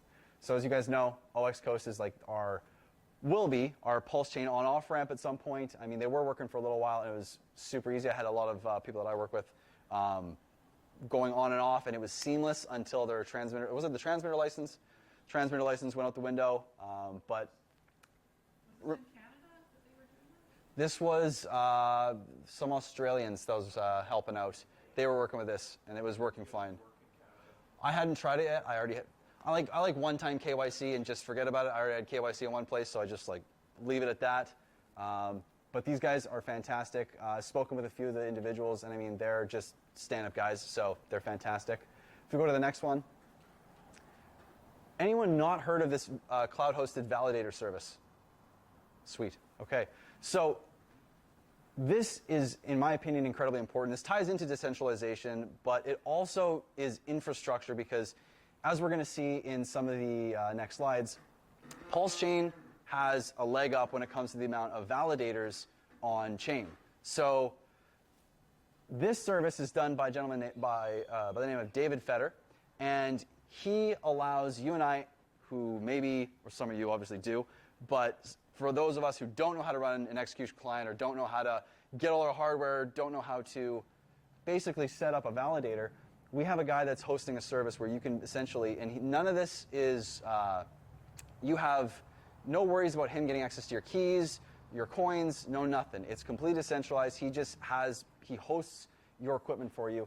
And this is why we have so many validators on PulseChain right now, and we're able to so easily, is because services like this, and this is so massive. And I hope this isn't the last one that we see, but obviously if he's the most qualified guy, he's going to be here probably for quite a while doing this solo. But I think this is a very important piece. And no, I'm not sponsored. I don't make any money from telling you this, but I think this is a very important piece to understand because it helps the total decentralization of PulseChain altogether. And yeah, you had a question? So you don't have to have the equipment? Nope. And we have Project Pi here too to talk to you about it because they've got their own project that takes it to another step. Okay. There we go. Which Can you go a little more in depth about how that works, not having your own equipment? Yeah, so basically, and I wish I had, if I had my computer, I could show you up, but if you go to, I believe it's launchpad.pulsechain.com, you go to, this is where you go, you register a validator, and you'd set up your node, get all your gear and your, basically, this is where you would normally go, and so you go here, but instead, you go to David. David, essentially, and I'm a little foggy on the process because it's been, I think, 6 months. There's two processes. He'll either send you the equipment, Right. show you how to set up yourself, Yep. or he'll host the equipment for you. Right. Yeah. Yep. It's super easy. The guys that I've worked with have really just sent them some emails, got on a Zoom with them. They connect with them. He shows them how to do everything, and then he plugs them into their equipment, or he plugs them into his equipment essentially. And within, I think it's like a day, everything's up and running, and they're off making pulse yield, which is like I think 9% at the moment. Which A couple hours, he sent me the equipment, a couple hours we set up, and But you have the equipment. I'm I talking have the without the equipment. Yeah. Without the equipment, you just got to send it. You just got to go to on this page here. You just got to go to his email at the bottom, fill it out, send him a message, say, "Hey, I want to get a validator set up." He'll send you a link. There is costs associated either monthly or yearly with it, but essentially, get in a Zoom with him. He'll show you how to do everything, and if you don't have any equipment, you're set up. And then it takes 24 hours to get your pulse back and to retract from the validators, and then you're off and running if you ever need to remove your pulse. So this is super important in terms of the core decentralization, in my opinion, of PulseChain. And yeah, really, really cool stuff. So any chance you could, or I could go to the next slide. So bridges. We have 3 main bridges that are up and running at the moment. Obviously, we have the PulseChain bridge, which the fact that it runs so well, so seamlessly, really needs to be understood. And this is all within a first year of having something so core to the ecosystem like a massive bridge. And we don't even have just one. We have PortalX, we have SparkSwap. Not as familiar with SparkSwap, but PortalX I have used, and it works seamlessly, works within a handful of minutes as well. So to have a couple bridges or a few bridges that are core to the ecosystem and be working seamlessly right out of the gate for the first year is pretty impressive and needs to be touched on for PulseChain. Go to the next slide. So utility. Now this is like a whole, I tried to summarize this into just like a core number of pieces for what's really been built on PulseChain. But we've got everything from, I know we talked about DEXs, but DEXs go from infrastructure to something that we can actually use, like RG was talking about in terms of liquidity and understanding liquidity, which goes into liquidity providing, farming. You have the ability now on PulseChain already to long and short. You can stake. There's minting. Based on holding hex, like if you know the Hedron and Icosa ecosystem, those are tokens which basically leverage, or sort of leverage, I guess, utilize the power of one token to make an ecosystem a derivative token on top of it. We have borrowing, which is unreal, the fact that we have now 3 borrowing protocols for core pieces of our the ecosystem. We have 2 wallets. We've got Internet Money. We've got Pulse Wallet. And Internet Money has actually been spoken about by Richard Hart, so if you want endorsement for how well Internet Money is designed, there you go. Internet Money is creme de la creme of PulseChain products that's been innovated for the ecosystem. We also have now limit orders with Tetra and Omnis. And Tetra is a name to remember. If you're not familiar with it, we're going to get into Omnis slightly. But Tetra is actually coming out with another wallet that's a smart wallet that I don't have anything planned on here to show you guys.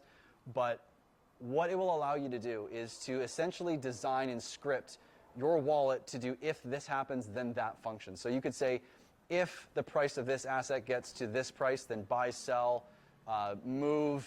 If let's say you're working with arbitrage and you want to work with Icosa and Hex, and you see the Icosa moves above the ARB ceiling, you could have a script that moves to, if Hex price moves to this and Icosa price moves here, make this trade so that way basically create an HSI, which is a Hex staking instance, mint Icosa, sell on the market for more Hex, and you'd create an arbitrage for yourself. Not to dive too deep into that, but two things. Does that change based on gas price? And also, what if you have a hardware wallet connected to that? Like, don't you need to be actively completing the transaction through a hardware wallet? Or? Yeah, so there's the thing with this wallet is it would be more like a hot wallet, and you want to keep whatever funds you want to play with in there. So it's not like this is going to be your core wallet where you're going to put your many millions in there. It's a hot wallet and it's automated, so you don't have to worry, like you don't have to be there. Exactly. I would look at this as a place to play around, make some passive income, and try and find ways to leverage all the technology that we have without actually having to be there, but not to store your value and your core positions in case something goes wrong, of course, because it's a worst case scenario. So we can go to the next slide. So, of course, we have the Pulse Wallet, Internet Money, Hedron and Icosa. Is anyone not familiar with Hedron and Icosa in here? Sweet. Okay, so familiar with obviously Hex? Okay. Hedron and Icosa, both built on top of Hex. They use the T-share. So the T-share, when you stake it, is the main mechanism that drives difficulty for stakers. And to put it simply with Hedron and Icosa, a T-share means 1 trillion shares. So that means whatever the T-share price is in Hex, that creates 1 trillion shares. What Hedron and Icosa did was they actually took that share system and they created a token that uses the shares as a subsystem to then generate completely different token systems on top of that. Actually, when they are primed and we'll say working at their optimum, they actually create a sort of lift for Hex with Hedron and Icosa by when they exceed their value they could theoretically be at. There's an arbitrage opportunity, which means they can sell Hedron or Icosa for Hex, which will lift the price of Hex a little bit. And they're both staking protocols. One you mint just for staking Hex. Both very, very cool. They're both in the midst of I would say, time of change and reconfiguring the base of the smart contracts and the way the system works.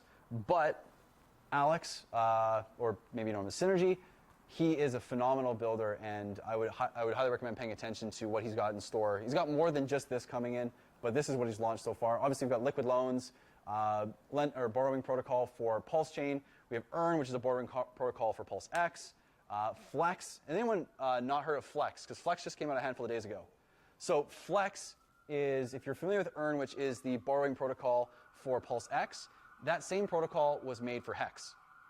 So now you can go and put your Hex into, which I'm not going to recommend. None of this is recommended. This is just me telling you what's out there so you guys understand.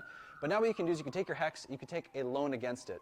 So you could go and use your Hex as collateral and take out Hex DC and do what you need to do with that and pay off your collateral. Now, of course, you're going to play with debt.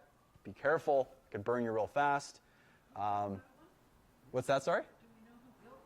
That's the guys at Power City. Yeah, Power City.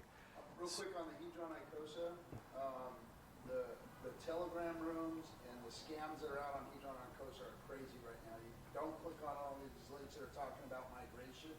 They're trying to preempt Alex's migration, so there's a ton of scams right now trying to get people to switch their Hedron over, and all they're doing is stealing everybody's Hedron and Icosa. Yeah, be super vigilant on that one. It was already bad enough before, but yeah, I guess because he is doing a migration, be extra careful on that. I mean, the prices are relatively cheap now, and it would be a shame to accumulate even a bit, and prices jump up and you lose everything because you got a little hasty or just really didn't know. Either way. We've got Fame, Fiat, and Fux, which from the PH guys. I think these are just cool. I don't play with them too much personally, but having Fame for people who want to come and short Hex or PulseChain or PulseX, and then hopefully get eating dirt from Fame. Pretty cool. You can have, with Fiat, you can go ahead and borrow. You can also leverage if you know how to do it as well. Fux is a balancer fork, which, like RG was touching on, does basically weighted pools with up to 8 different tokens, which won't get into how everything works there. But essentially, that's core, especially for stablecoins. If you do a little bit of research, you'll understand that Fux is actually a big piece of the pie for importance on PulseChain. And then, of course, Omnis, which is the limit orders, the first limit orders that we have on PulseChain. And I'm going to say Hex again, because Hex is reborn on PulseChain. It's an innovation. I don't care what anyone says. And it's here to stay as well. So there's many more. I mean, this is just a small slice. I'm trying to give you guys just a piece of the pie for this presentation. But the list goes on. If you go into, I think it's pulsecoinlist.com. There's a page you can go to, and it will show you hundreds of utility tokens, every kind of token you can imagine, and the page goes on and on and on. And this is just I think I took maybe a couple percent of, or maybe 10% of even the tokens that were in each of these little sections on the webpage itself. So it's just immense how much has been developed and innovated on PulseChain already, and we're only within the first year. Again, this is within the first year of PulseChain's creation. No other blockchain that I've ever seen has had this much, and this amount of builders, this amount of community brought in and injected basically from day one. I can go next. A couple other honorable mentions. I'm really pumped on Pulsar. I think what Roy, what Kinetics, GIF, and Kool-Aid are doing with Pulsar is really cool. And I can't wait to see what they're going to be releasing with iBurn, which is another thing that if you go into their Telegram room, I'm not going to say anything else about this. I'll let them do the talking on what iBurn is. I'll just hint to you that it has a little something to do with Icosa, and you should definitely pay attention to it. Texan token, I find it interesting, and I added here because It added scraping function. It had 22-year stakes. It was just a cool twist on Hex, and I liked what they're doing. I like Brandon. I like Matt, and I think that them bringing the Texan token for what it stands for is really cool. And PTGC. Has anyone not heard of PTGC in here? So cool. So PTGC is a very interesting token. Again, anything I talk about here, I'm not necessarily condoning in terms of you should buy it. I'm just telling you what's innovative and cool. And I haven't seen a token quite like PTGC. I think, now I'm not super familiar with the Atropa ecosystem, which I was hearing I think some of you guys are. Now, my understanding is this is slightly different, but with the Graze currency, which is what it is, this token creates liquidity pools and has a tax that is on it. Now, what happens is, and the reason why that's important is because PulseChain has arbitrage bots that are programmed to go around, and they're called fixer bots, if you want to think of them, like fixing the prices. Because when a liquidity pool for Pulse with, let's say, DAI, and a liquidity pool for Pulse with, let's say, USDC is out of whack, someone needs to come and fix. If the price is slightly out, those don't automatically correct. Someone needs to come and buy over here and sell on the higher part. And so these fixer bots have been programmed from the very beginning to come in and fix things, just ever so slightly. And that's why if you go onto Dex Screener and you look at the transactions coming in on some of the big pools for like Pulse or PulseX, you see like $2 buys or $3 buys or $5 buys here and there. Or you'll even see them for quite a while before you see like a big market buy that comes along. And so what the Graze currency actually did, which I find really interesting, is it's pairing with some of the major tokens, some of the major coins on PulseChain, and it's leveraging those arbitrage bots to buy the token for a tax and then sell it for a tax, and that tax deflates the fixed supply. So it's a completely deflationary token, and some of these rewards from the tax actually go to the holders as well that you can actually earn just for holding it. So I think this is a fascinating token, very interesting. It's not the only one. There's a few others that are kind of similar to it, and this is only just the tip of the iceberg, but yes? Well, I'm an admin for the Grace currency. If you guys have any questions, I know really well. Sweet. I was in it at like a 80K Nice. market cap, so. Awesome. Yeah, and the thing is with that one, it's a 5% tax. It's 5%. So actually, the arbitrage kind of struggles a little bit because it has to have like quite a bit of discrepancy between prices. Right. 12%. Right. Trigger. Right. So low, like that same strategy with lower percentage tax will create more arbitrage. Gotcha. But it's very powerful. Totally. I just hadn't heard anything like it. I think it's a really cool token. I think what they're doing, and I mean, they're launching and building, it seems more. I think they just released another token. Yeah, they did. Right? So, yeah, very cool stuff. And this is, again, guys, just the tip of the iceberg, and this is only year one. And a lot of these tokens really were only developed because of PulseChain. If PulseChain didn't exist, a lot of these wouldn't even be able to be built because the fees would be too high. You wouldn't be able to make it viable for the smaller moves needed to make these these systems actually viable. So now we also have the decentralization that I want to compare to all of the other blockchains. So AVAX validators, to date, I can't remember the exact when AVAX came online, but they've been around for a while. Now, AVAX has 1,700 validators. Solana has 4,400 validators. Ethereum, of course, they're the behemoth. They've got 806K validators. That's a lot, but it's to be expected, right? They're the giant. Phantom, now I looked because I didn't want to believe this. I was thinking, like, there's no way this number is real. But I looked everywhere, and this is from the Phantom's website themselves. 55 validators for Phantom, and they've been around for years. Binance, 56. Now, these two here, when we see numbers like that, is any singular word pop into mind? Centralization. Thank you. Yes. Now, this is obviously as centralized as it gets when it comes to the chains, but even 1,700 or 4,400, we don't know what organizations, which people hold those validators. Really, if you look at Phantom, like there's I think only a few pages of these validators, and they hold all of them. And Solana, AVAX, a lot of the validators, when you go to the sites, there's a few people that hold the many. So it's the same across the board. And I know I was going to get you guys a guess, but you guys already know because spoil my surprise. But yeah, if we go to the next slide, from 44,000, 1,700 to 49,000. This is as of today, 49,290 validators on PulseChain to date without the OA. If the OA was still involved, we would have basically 66,000 validators. And that's, I mean, we're at 5% of Ethereum in terms of their validators within a year. Go ahead, yes. So the number is 66,000. That's the number. Well, if the OA hadn't pulled its validators in the beginning. Right. But we've had, basically, you can think about it, we've had 66,000 validators. You can almost think of it like that. We have 49, but, I mean, if this doesn't tell you about the community and the people involved in terms of their thoughts and their convictions for the future, wanting to be involved in participating in a decentralized ecosystem, I mean, here you go. Roy? Well, just to put centralization into perspective, the machine that David Fetter sends out, which is a very small unit, you can put 1,000 validators on that single unit. So literally one person could be running, and probably does run the Binance and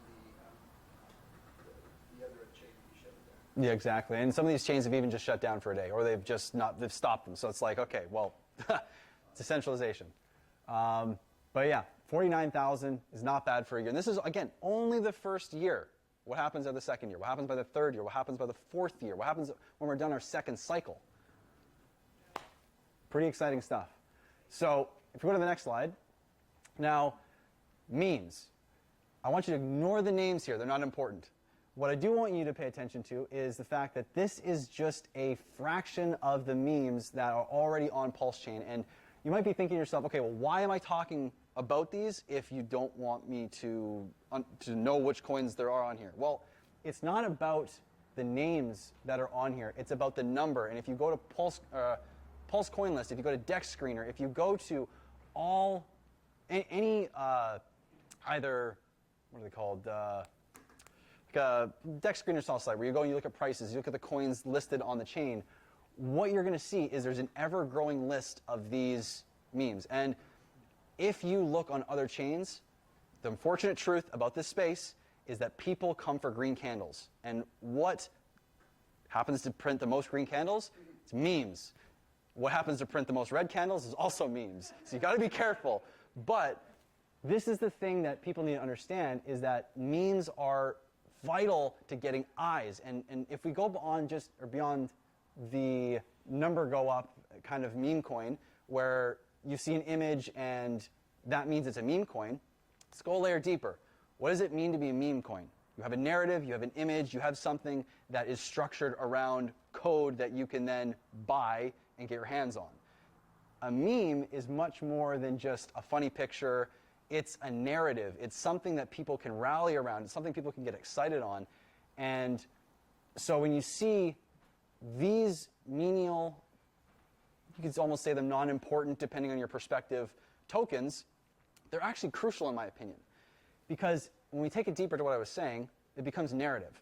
And when you start to understand that, there's a, I believe it's the next one, I couldn't find the exact meme. If we go to the next slide, there's this chart here, the Understanding Meme Coins Bell Curve. And I couldn't find the right one, but meme coins are cool, shiny objects for normies. This is your guy who's just getting into crypto and knows nothing. Then you get your person who knows enough to be dangerous about themselves, or is just on their journey. Meme coins are destroying crypto. And then you've got the high IQ guys who, basically your hooded characters in the dark. Meme coins are cool, shiny objects for normies. Basically, you have the polarities on either end. And why this is important, though, is to understand the difference between that guy and this guy. The guy starting in the beginning sees the dog coin, wants to buy because it's a dog coin. The guy at the end here understands that narrative is in everything. Memes are in everything. Hex has a meme. PulseChain has a meme. PulseX has a meme. Every single thing has a meme. You look at things outside of crypto, it's all about memes. How do you sell a vehicle? You create a narrative around it. You advertise it. You market it. You create this meme around what it is. You put prestige onto it. There's luxury. Memes are essential. Narrative is essential to our ecosystem. And this is something that I've come to understand over the past maybe 6 to 12 months, of just how crucial this is to understand, and make sure that when you're talking to people or when you are seeing these meme coins go up, again, like Roy was saying, liquidity is everything. If you're going to play the game, you're probably going to win a stupid prize at some point. Like, it's just bound to happen. So the thing I would say to take away from this is understand that memes are imperative. We need narratives, but to use this understanding of memes to educate people and say, hey, memes are great, but if it doesn't have liquidity or if you don't want to play that game, avoid it. Let them come. Allow people to come to the chain. We need narrative. We need people to build, even if they're ERC20s and that's it, and then they have a picture on it. Those are the things that can help build and bring everything over as well. So if we go to the next slide, and I'm trying to think if there's anything else I want to add to that as well in terms of the memes, but I guess I would add for PulseChain, I mean, one of the memes that we had for quite a while was the world's largest airdrop. And that's going to tie in perfectly with the migration here, but the world's largest airdrop was the marketing thing. It was the meme around PulseChain, and I'm not sure if it's still held up with all the forks and everything that's gone on if we were to do under scrutiny. I think it still does, but that was the biggest meme that we had for quite a while. Now, I can't. What is the meme for PulseChain at the moment other than world's largest airdrop? I'm trying to think of what the meme is at the moment, but because it's always moving. You know, I mean, even if we look at Bitcoin, store of value, digital gold, the meme keeps changing. It tries to stay relevant. So, but if we tie this into the world's largest airdrop, what was that aiming at? All the other communities and the bed that's been laid for them to come over here. So, and also, how am I doing for time? Okay, wow. Community migration. Okay. Okay. So, we've talked about it a little bit, but the community migration, we have a bed laid for everything on Ethereum. Every single smart contract, every single innovation, every single utility that's been built on Ethereum prior to May 13th, 2023 was forked over. We have all sorts of innovative stuff that's on Ethereum and all sorts of massive communities that are primed and ready. Maybe they're not here yet, but the bed has been laid for them to just walk over and participate. They probably even have coins and tokens in their wallets. So it's only a matter of time. I mean, if PulseChain does its job and it offloads the crazy gas costs and the network congestion that ETH is going to see, I mean, that we've already seen when this last run up to 4K happened, transactions were already getting kind of crazy. So you can imagine when we surpass 4K and we start getting closer, if this ETF comes out, it starts getting maybe into 5 digits instead of just 4 digits, hypothetically speaking, where gas costs going to go to. And when that kind of economic energy comes in, that kind of adoption comes in, that network usage is only going to get bigger and bigger and bigger, and people are going to need somewhere else to go offload, play in a place that possibly has the same tokens that they already held in their same wallet, where they just have to click one button and migrate over to PulseChain, and they already have it there. So this is huge, in my opinion, and it'll take time, but it's going to come. Not everyone will come either, but those that do will bring over, I think, large, massive communities with them as well. So that's the significance of the system state copy and the community migration. And if we go one further, we get this guy. Anyone familiar with him? Yeah. Woo. So this guy, I mean, he's a roller coaster for me emotionally. I love him to death. Man, but he is, if we didn't have Richard Hart as a founder, I don't think PulseChain, even if the same infrastructure gets placed, even if everything else goes exactly as the blueprint would describe, I don't think we have the same potential for growth with the ecosystem. Because this guy, from the beginning, has been fighting. He started out with self-help topics. No one wanted to listen. Then he started going and he started talking live with devs. I can't remember what the summit was called, but there's a whole list of videos. And if you go and listen to him, it's monumental to understand how much of a fountain of knowledge this guy really is. And so those two aspects alone, massive. Then you get a guy who really does not care what anybody thinks. And he's willing to make himself look like a clown, in his own words, go twerk on stage, go drive Ferraris. I mean, he's in a Highest of Stakes movie. He pushes himself out to be as a big of a target for the SEC as you could possibly imagine for the sake of his blockchain. And why? Well, because if you look at the core of the ecosystem, it's set up for the future to be so different than the rest of the blockchains. It is not Solana. It is not AVAX. It's not even Ethereum. He's building a bed for the future. It's not just for right now. He's building the bed so that way when the allegations that he has against him are through, because has anyone not read the original allegations the SEC has put against Richard Hart? Everyone's read it? It's hilarious. Yeah, the first court hearing, they absolutely crushing it. They're dominating. Right off the bat, they're dominating. Oh, it's Best lawyers money can buy. he's got the SEC's I can't remember exactly what position they held, but he's got, I think, 2 or 3 of the ex-SEC officials on board for his lawyers. I mean, it's really, he's got the dream team, the dream team essentially. One of the law firms that he's using, Crypto Coffee, talked about this. By the way, he's an awesome YouTuber, Crypto Coffee. He said that one of the law firms won an award last year for the scariest law firm. There you go. I didn't know that. Yeah, exactly. So just a testament to what this guy is doing. I mean, now let's take a step back here and think about what this means if this doesn't exist, and the importance of having this guy on Team PulseChain and founding Team PulseChain. If you put anyone else in there, you don't get any marketing. I mean, he's been fighting tooth and nail from the beginning, marketing, telling everyone, hey, I'm not going to do the work for you, you go do it, but saying do it, do it, do it, do it, do it, and being persistent, reminding people constantly to go out and talk about it. I mean, if he didn't exist, I probably wouldn't talk about anything. I wouldn't be sitting right here with you guys right now, because I would have had no inspiration to be like, oh, it's just a crypto, why am I going to talk about it? But hearing him and everyone else follow that same notion of like, let's get this out, let's let people know, and let's educate people.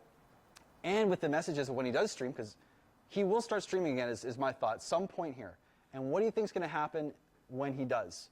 The views are going to come up. People are going to start gravitating to him again. These allegations and people that are saying scammer and throwing all sorts of labels around him are going to fizzle away, because a lot of this is to do with, okay, he's got the SEC after him. He's not streaming anymore. He looks like a criminal, right? Well, the opposite couldn't be more true. And as soon as he starts streaming again, as soon as this SEC case diminishes, everything is going to change. And I want to ask you guys a question too. Do you all understand, when it comes to this SEC case, how important and how it ties in to the rest of crypto? The precedence that this case gets set with goes everywhere. If this case gets resolved, the precedence changes for crypto entirely, and adoption and the eyes of crypto will get a very focused viewpoint on that it's okay to buy. And people are going to come flooding in.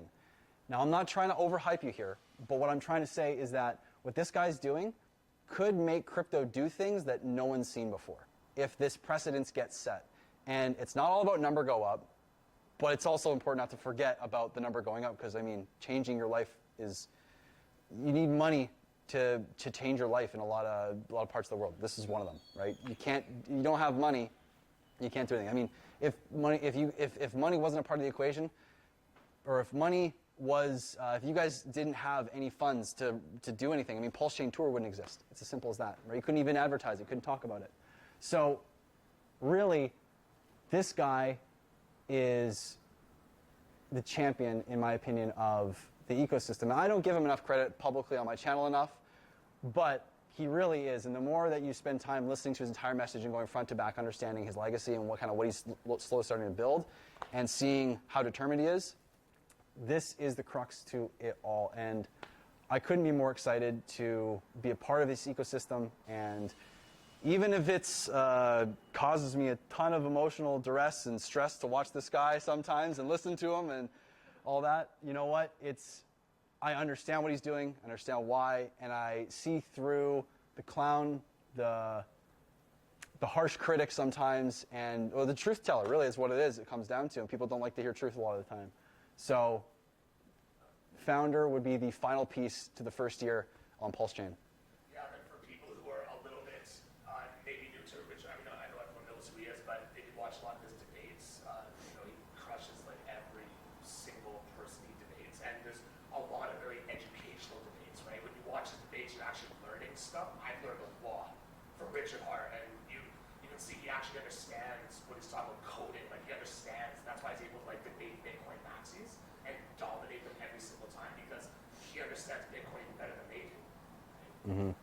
So on that note, thank you for that. It's a great point. If anyone hasn't gone back and looked at his debates, you want to understand more about him, go back and look at any debate. Even pick a random point. If you don't want to watch the full 2-3 hours, because some of them are long, go back, click at a random point in the debate, and just listen for a bit. Or you can watch the whole thing. But man, like you said, he crushes literally everybody. So.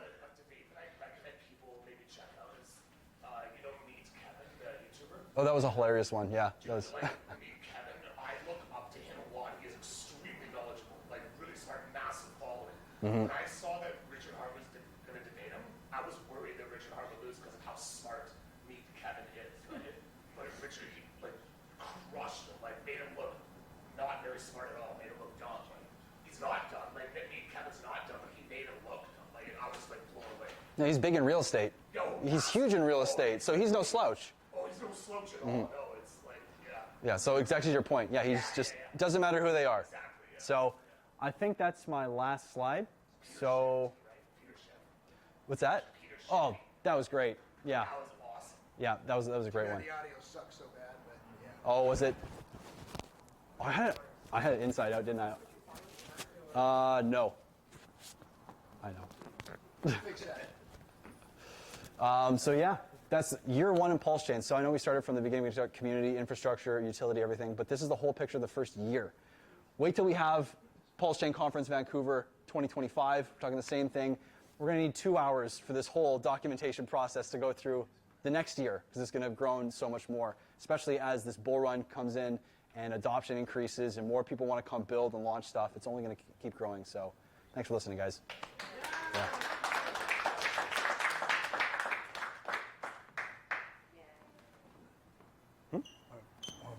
Oh. Wait, we're good. This is hooked up. Stand by. Good? Stand by to stand by. Yeah. All right. Huh? The little overzealous and we need to check the mic. Oh, it was working. Yeah, I checked. It was good? Yeah. Okay. Yeah. All right, everybody, we're going to bring up the positivity princess of Hex herself. Oh, shucks. And the woman who actually took Richard Sci-Vibe. So I kind of need to. Edited it and had it published. Not yet. Oh, well, she's working on it. Still working on that. And she's also narrated it on YouTube. If you want to hear Richard Sci-Vibe, she's got it on YouTube. I just Everybody, need- our positivity princess, the Wild Esther. Causing a ruckus. Oh, Wild Esther. That's me. Hold on. I need to get my presentation. Yeah, I'm going to do my own. I'm going to do my own presentation. All right, present. Okay. Oh, hey, let's go way back to yay! Art building community. So, hello, everybody. In case you're unaware or not familiar with me at all, thank you for the introduction, RG3.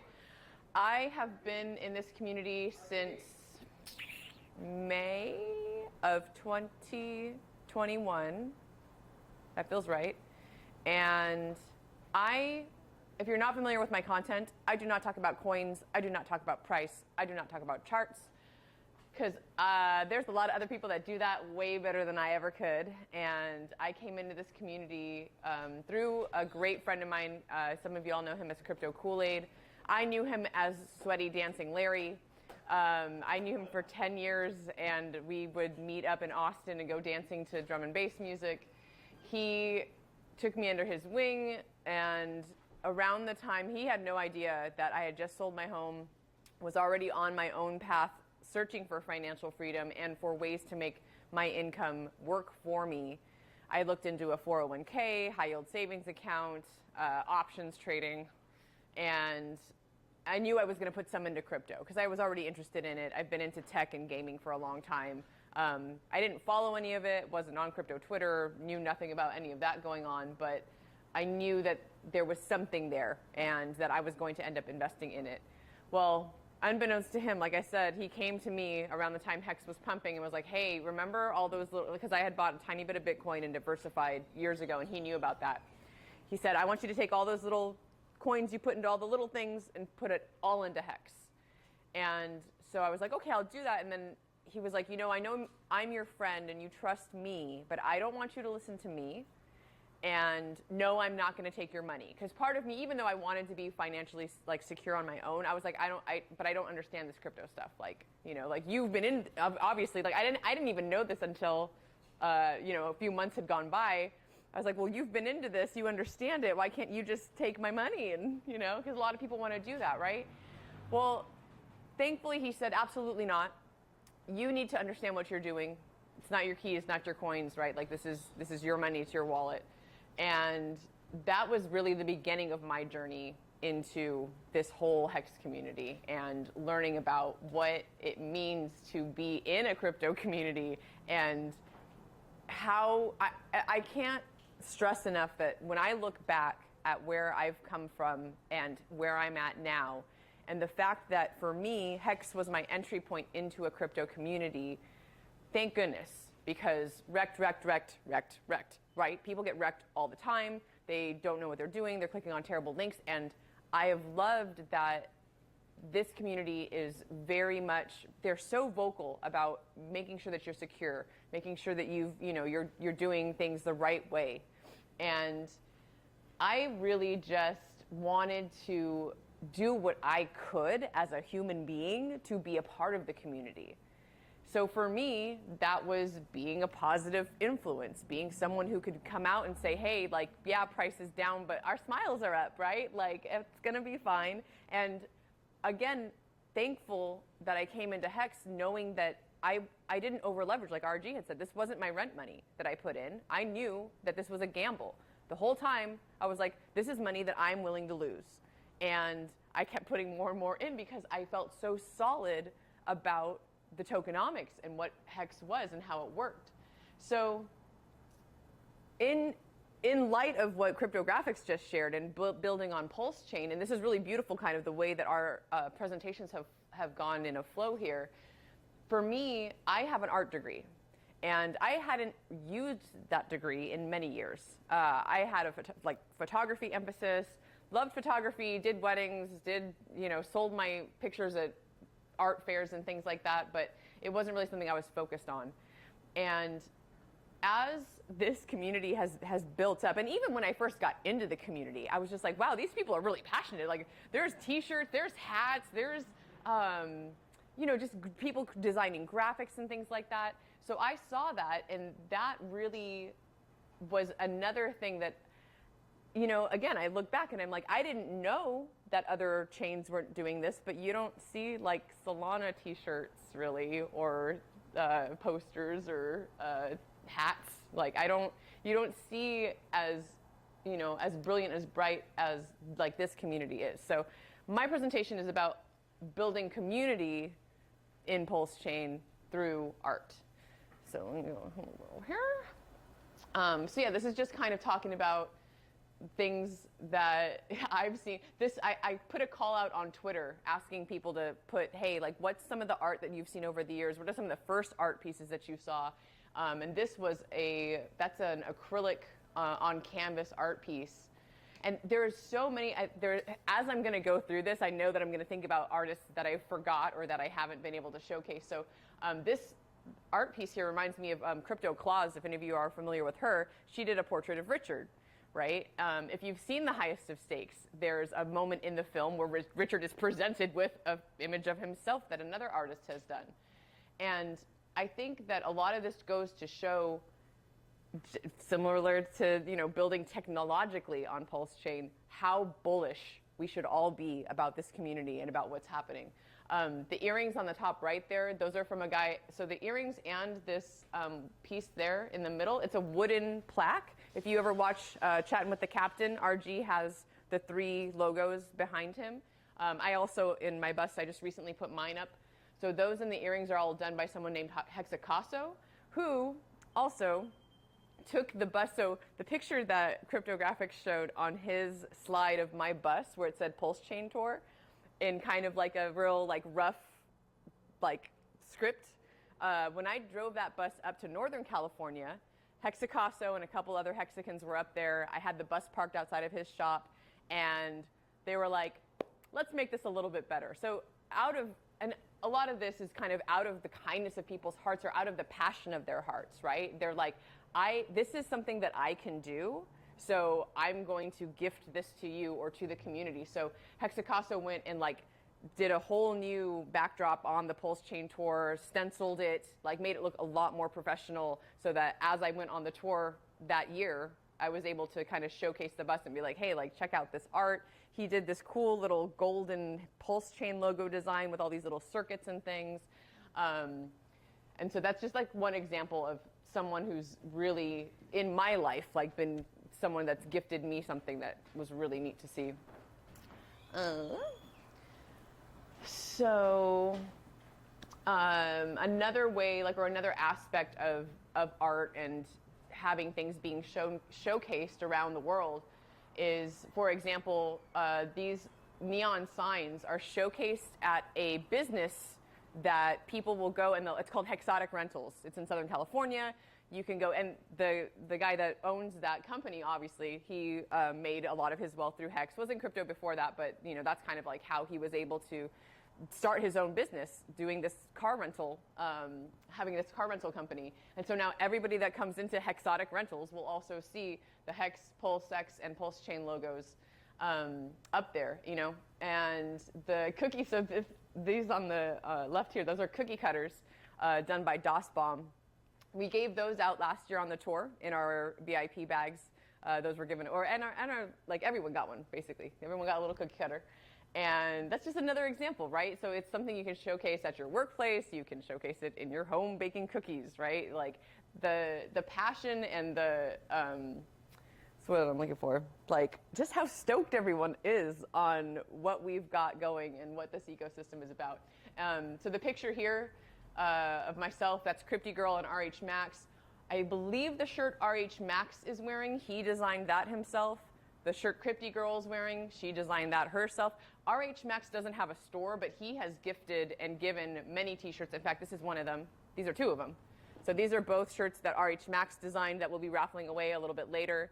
And he's just out of the again, another Hexican out of the kindness of his heart is just like, hey, I want to design something and give it away to the community. So here's, you know, something, take this with you, PulseChain Tour. And then the shirt that I'm wearing there is, I'm going to feature them a little bit later because they're a sponsor of our tour. So Hex Fashion Network also gifted that to me. And I think all of us have, all the tour members have a shirt or two from him, just as a thank you to us for doing what we're doing, right? And that, I think the next slide, we'll talk a little bit about how I've seen personally that domino effect, right?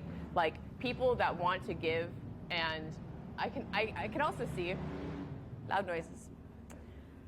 I can also see how that happens in our ecosystem with the technology, right? So I don't want to get too much into it, but you can see how there's airdrops and different things are given to different people within our ecosystem financially that help, right? Well, this is the same thought. Again, Hexacaso on the top right, that's actually in my bus. I have a kitchen, like it's a butcher block that covers my sink. And he took it and laser etched this beautiful Hex Lotus design into it. The clock in the middle was gifted to me by, I'm going to forget his name right now. He goes by Z. He's a guy in Chicago. And was just tinkering around. Was like, hey, here's this cool thing that I made for you. Now, again, doesn't have a shop, isn't trying to sell anything, is just paying it forward. And then the hodlhex.com sticker, that's the Schmyrus designed a bunch of these different sticker designs. He was doing a t-shirt project. I think it was 369 was the name of their t-shirt company. And I think that's kind of like I'm not sure if they're still selling t-shirts. But again, just someone who is also a tattoo artist, who's a graffiti artist, who is now utilizing their skills to perpetuate and promote Hex and PulseChain. So in that light, there's so much that I've learned, and the awesome thing about being a part of this team has been having the ability to showcase and use my own talents. Like things that I haven't done or thought of in years, I've been able to actually apply my skills to doing things for this team and for others within the community. I forgot, I had the picture of me as a silly example, or like a really simple example, right? So that was a white dress that I just owned, but the patches, someone else, had these patches. We sell them. and I think those were also like given to me, but I was just like, okay, cool. Well, I'm going to turn this dress into a PulseChain dress, right? Like if I'm going to wear something, I might as well be wearing something that's going to promote my ecosystem, because that's what I do and what I love talking about. And then to take that to a whole other level, we now have, and I'm going to talk about the NFTs for the tour later, but one of the NFTs, one of the things that's kind of wrapped in our NFT loyalty program is that there's two like really high echelons. It's the rare NFT and the ultra rare NFT. So the gentleman here, he's actually Portland native and is he's going through a lot right now. As someone who's he's been very vocal about supporting the tour, doing all these things. He decided to buy the rare NFT, and in that package there are very like just for you, absolutely one of a kind designed merchandise products.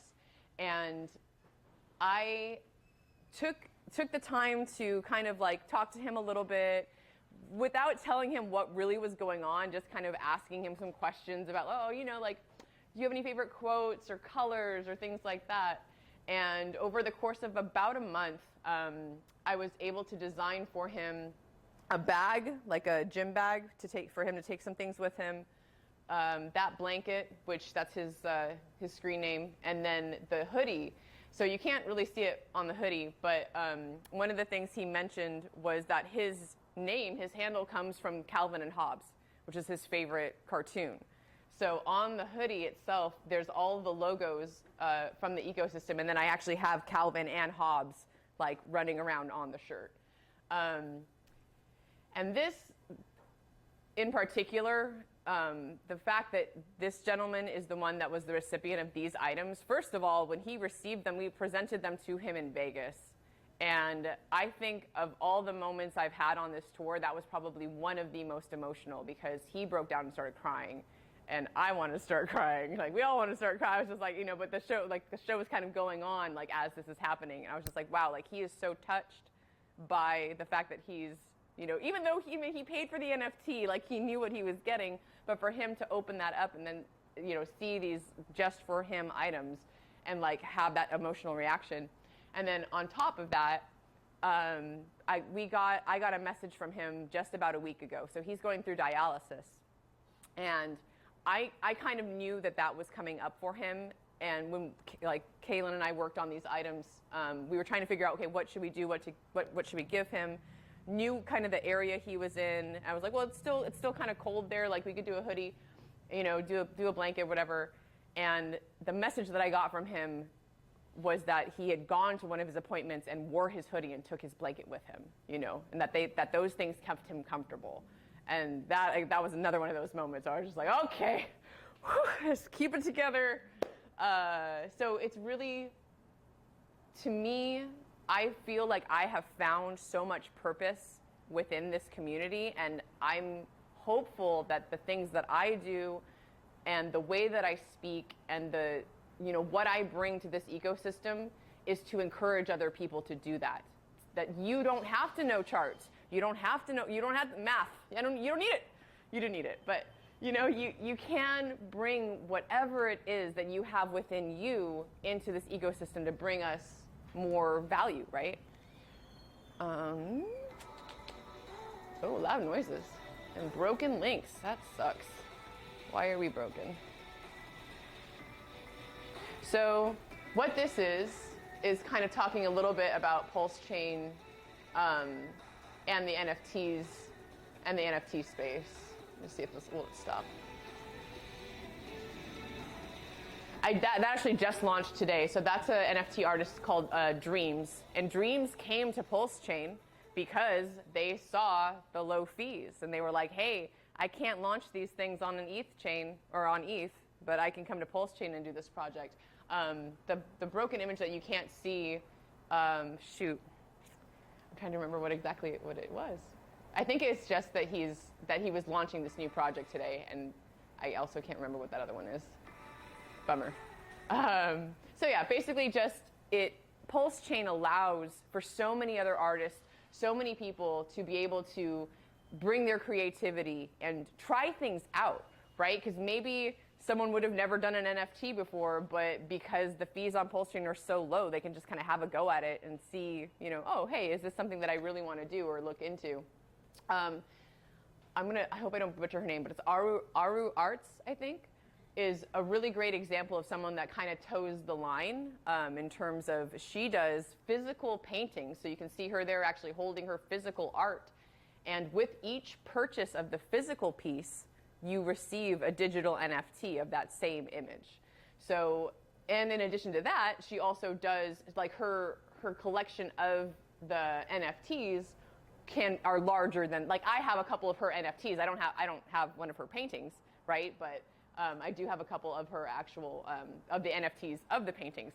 And as someone who was into photography and art, I remember years ago hearing about NFTs. And this was probably before I was even into crypto. As an artist, I started hearing about this NFT thing, and I was like, wow, how cool would that be if I could somehow figure out, as a photographer, getting my images to be digitized into an NFT. And unfortunately, I'm going to talk about this person in a minute too, but we have, there's a Canadian who's a hexographer. He just launched his own, that very thing. So he has his photographs, and now they are NFTs. And I just thought, wow, that's exactly what I've wanted to do for years. You know, how cool is that? And maybe someday when I've got some more time, that will be something that I will do. But another reason I wanted to bring her up is that when it comes to art and blockchain and PulseChain, I think it's really awesome how, you know, like this point is saying, it doesn't matter where you are geographically, right? Now you can have your art displayed online, and anyone in the world, anywhere, can, you know, collect it and ensure that it's there as that NFT contract works, right? That's what Kool-Aid referred to it, and this helped me kind of figure it out, was it's like a social security number, right? It's unique. It's showing you that that's your one of one or one of whatever, right? That belongs to you. It's your unique token. And I was actually talking to her in the last couple of days, just asking her a little bit about, because she's not, I think she lives in Brazil. And she said that the farthest she sent her items is she sent a painting to Australia, and she just sent one to Lebanon. So, you know, just really awesome seeing the way that Pulse, like literally like in the physical, right? These things are going out all over the world to people for them to see wherever they're going to be displayed. Another example that I'm just thinking of that I didn't include here of that, because it's a little, you know, there's definitely art involved, but it's not art-centric, is the Hex postcards endeavor, right? So there's a guy named EcoBuilder, and for years he's been sending anyone who will give him an address free Hex stickers, Hex business cards, Hex postcards. So if you want any of that, you can come ask me later. I'll get you that information. But that's just another way that we're seeing all over the world, right? People are being touched by the vision of this ecosystem. And that, I think, is so important, because if you're, you know, somewhere in Europe, you're seeing this little car drive around, you may not know what that is, right? Maybe a year later, though, you hear someone mention Hex, or you hear something about Richard Hart. You know, the colors that that logo design is amazing. Hex is one of the coolest looking, most recognizable, like that color scheme pops, right? It works really well. So I forget the number, but they say that you have to have what's like three touches, something like that, before something sticks in your mind, right? It's at least 3. And these are all just little ways that I think that we're going to continue to bring more people into this ecosystem.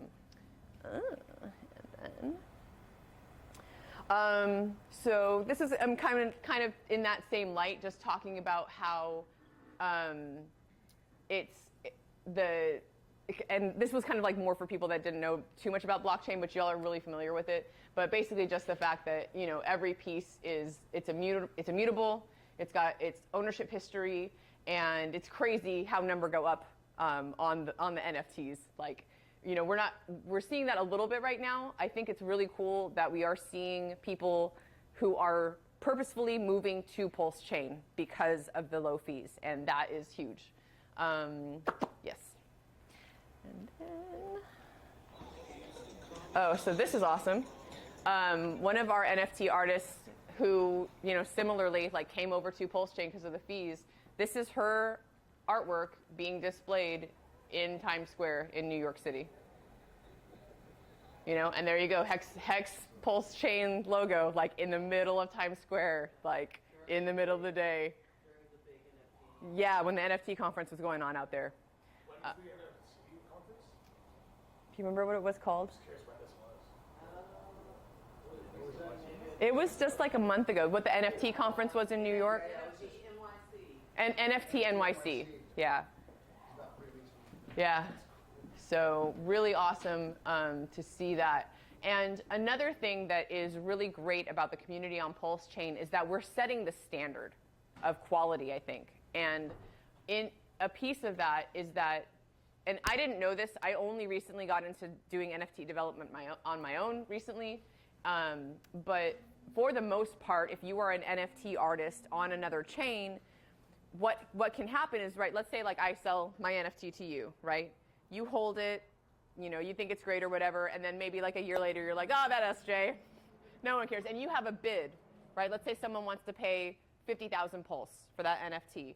You accept that bid. When that sale happens, if I was on any other chain, I might be lucky to get 3% of that sale, maybe. And that was the standard. On all other chains, it was like 3%, 5% was huge, right?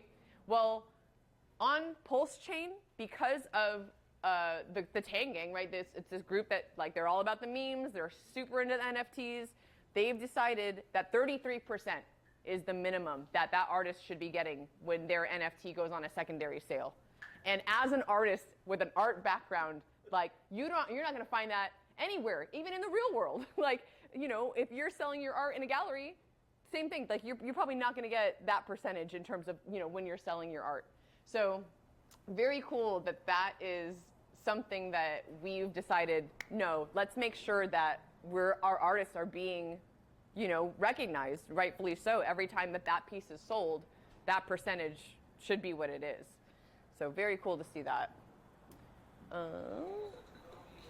So this, I didn't know, I never had used videos in my presentations before, so I apologize. This, for me, is kind of what I was talking about earlier, getting to use my own skills and my own talents for the first time. I've done photography. I've also done a little bit of graphic design, and now I'm doing NFTs. Like, who knew? I would not have even 6 months ago thought, oh, I'm going to be an NFT artist. Like, that's my jam, right? Well, it has really become something that I am exploring a lot. I have used a lot of AI tools. I'm constantly learning and constantly developing my skills in terms of how to make things look better. If any of you have heard, who's heard of the Tang Gang? Okay, all right. How about Tang Talk? The Tang Talk Wireless?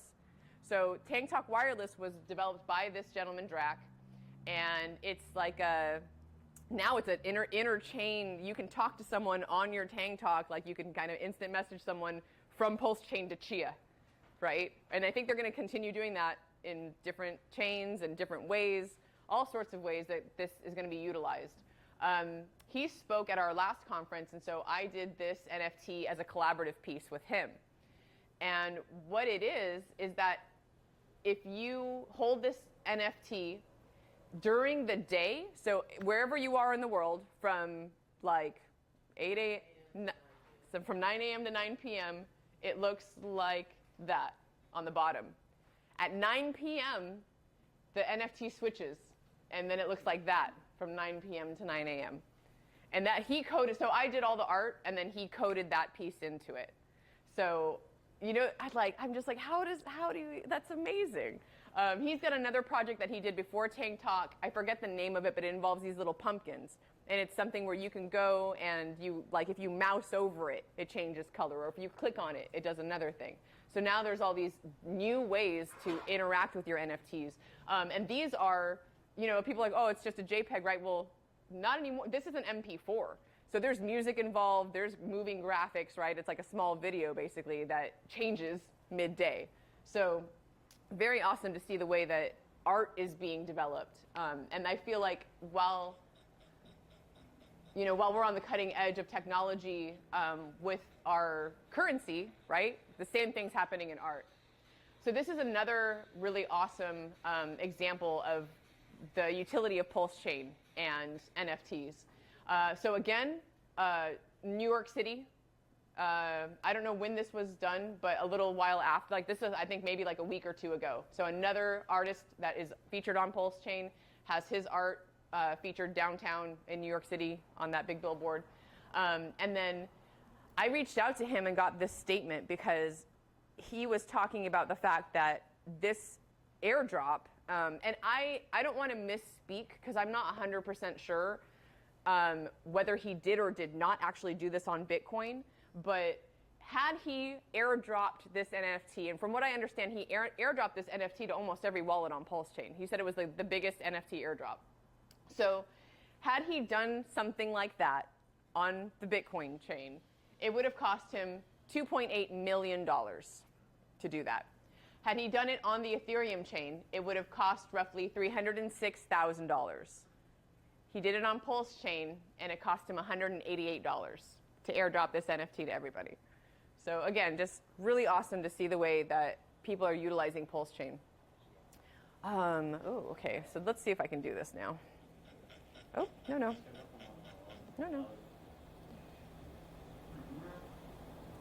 I want to click on this link. Let me click on the link. Nope.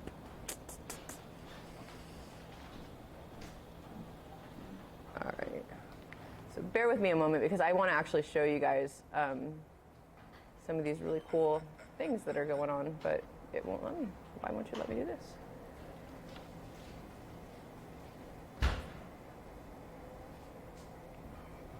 Oh my God.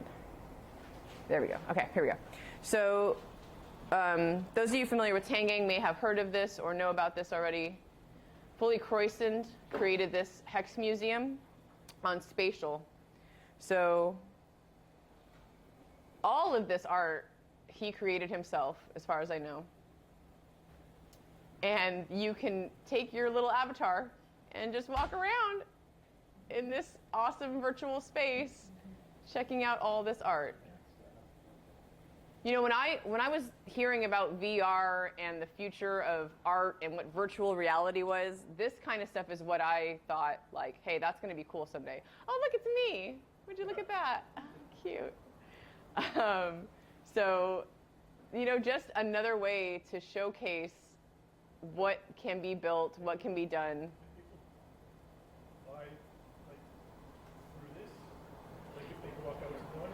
No, yeah, But I'm sure that's some kind of utility that you can do someday. Yeah, because he does Robo Rhapsody, and I don't know. Let me see if I can find one of his robots. I don't know if he has them showcased in here yet.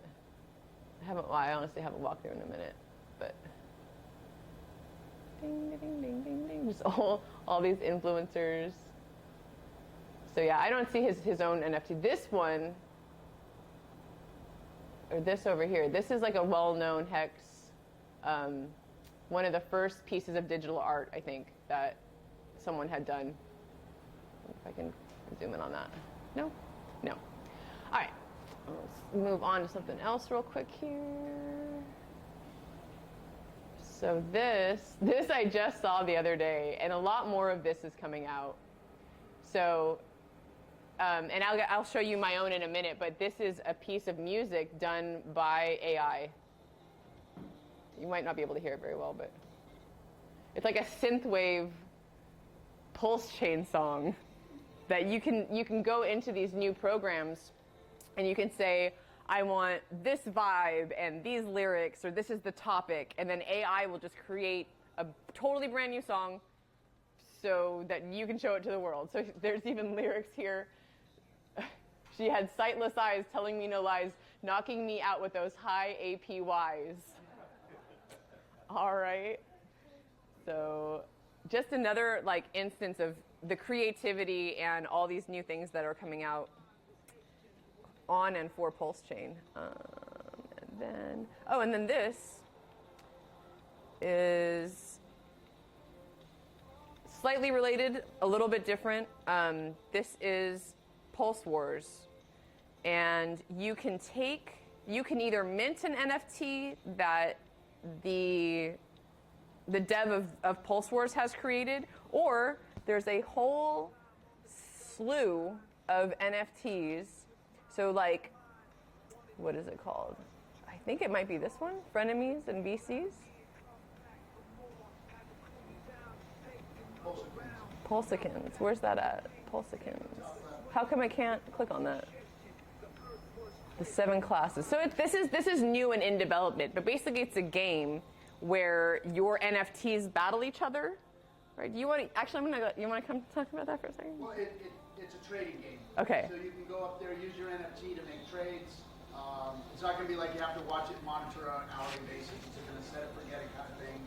You'll make trades in fake, online in-game currency. It's not going to be any of your real crypto.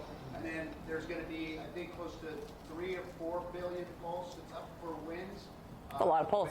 So it's really just a kind of a trading game based on your NFTs. If you have NFTs that fit within the ecosystem. And that's what I was getting to, is that, so if you own any of these, Grove Girls, yeah, you can mint them into the game, and then they'll like play on your behalf kind of a thing, right? So it's just another like multi-layered awesome thing that's happening on the Pulse chain. It's called Pulse Wars. Yeah, so pulsewars.io. They are also a sponsor of the Pulse Chain Tour. Yay! Yeah, join Team Captain. We're there. Come to Team Win. Okay, let's go back here. Yeah, and the team you're on also if the team is winning, you're gaining points by the team winning, and the prizes are given out to the team itself, to everybody that's on the team. Oh, look at that. Yeah. Oh, man, why is my presentation so broken? I apologize. This is an art presentation, and my art is broken. That's weird. Yeah.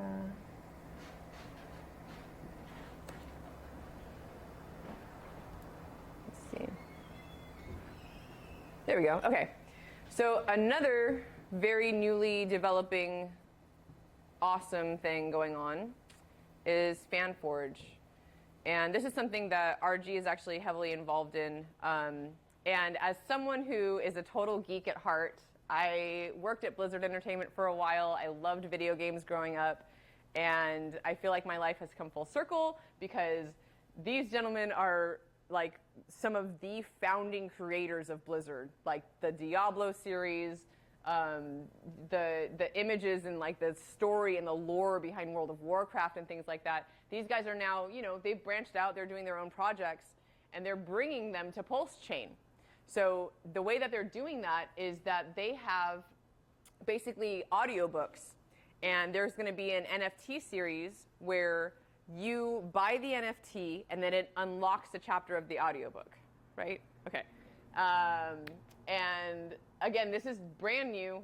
They haven't launched. The website is up, but it's not launched really yet, right? Okay. Yeah. Next week? 2 more weeks? Yeah.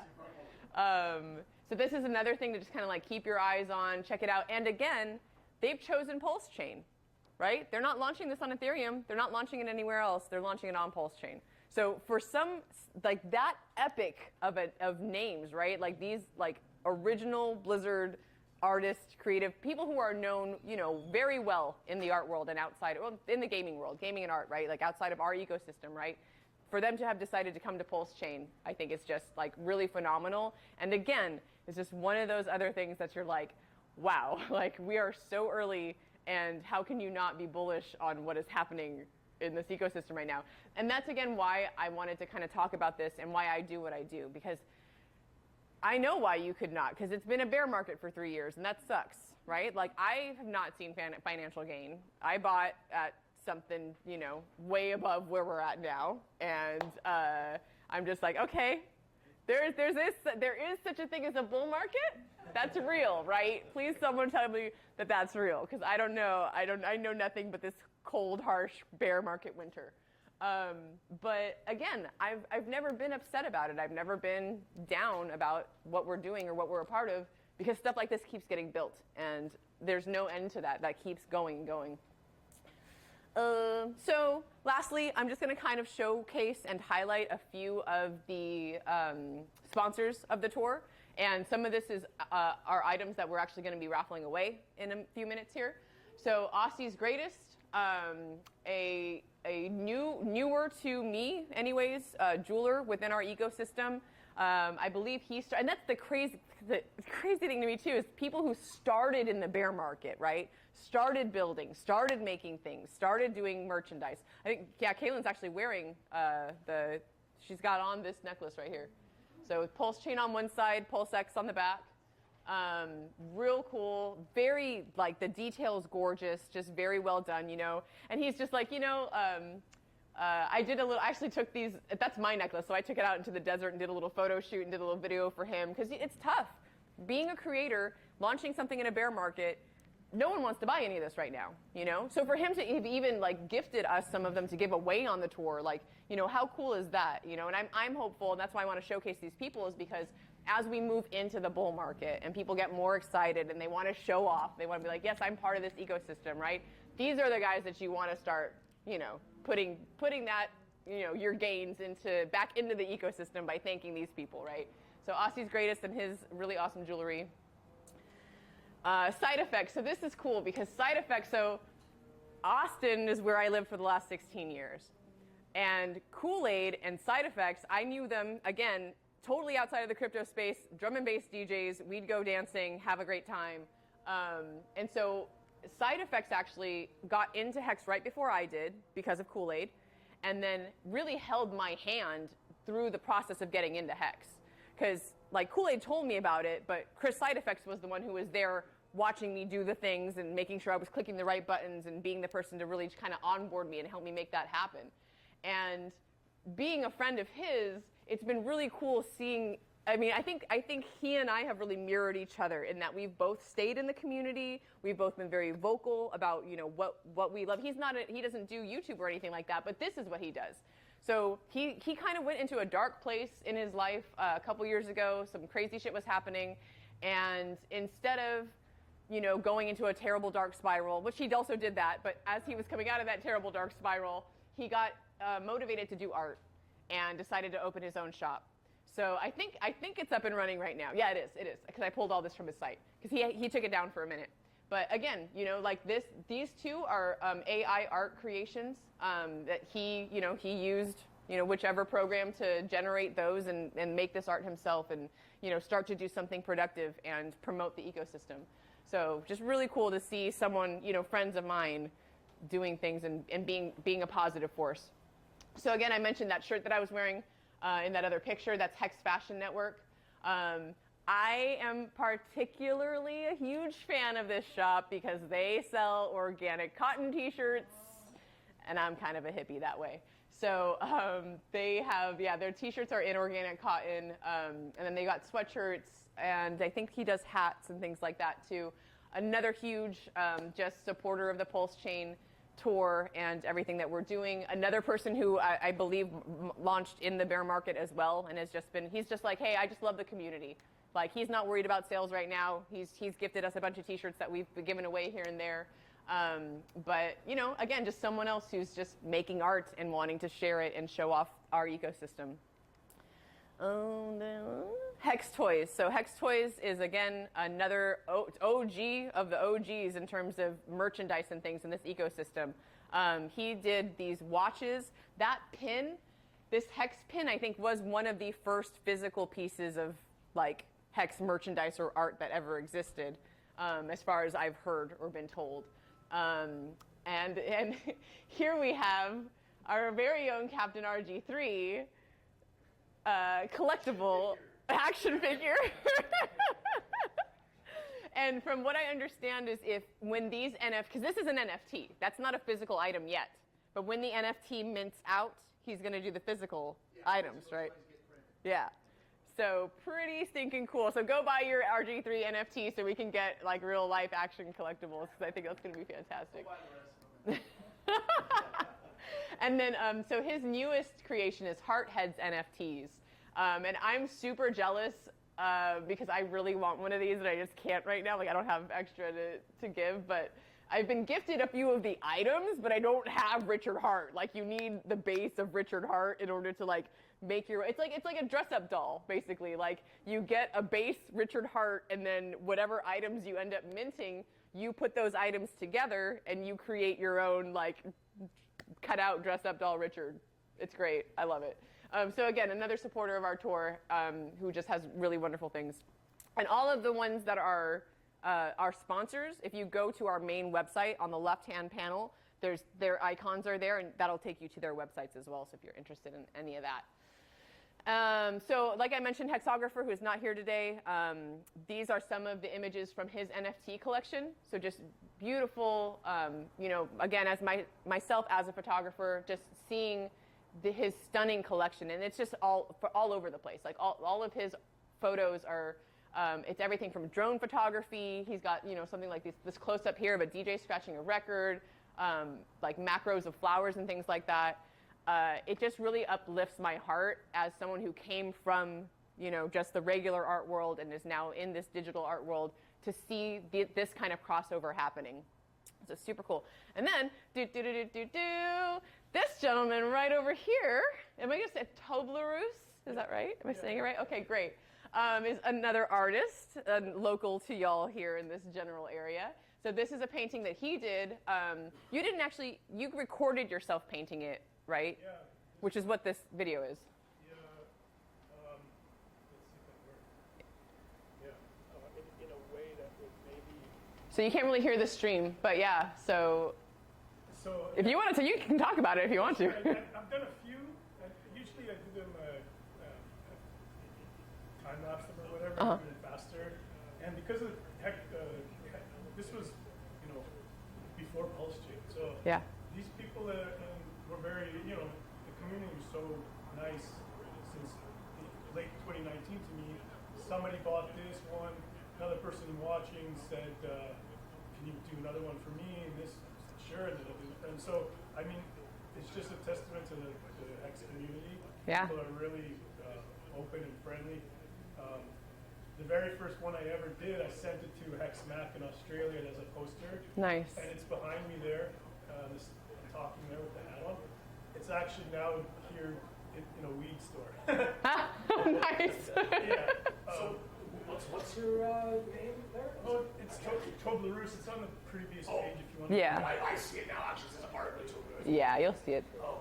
And yeah, so just to say a couple things else is like, you know, if you're talking about NFTs, and as somebody who, you know, since like the late 90s, and, you know, living here, I did the grind of going around, you know, businesses and knocking on doors saying, can I, you know, show you some of my work and maybe show some things. And you just, it's like cold calling. You get a lot of no's, right?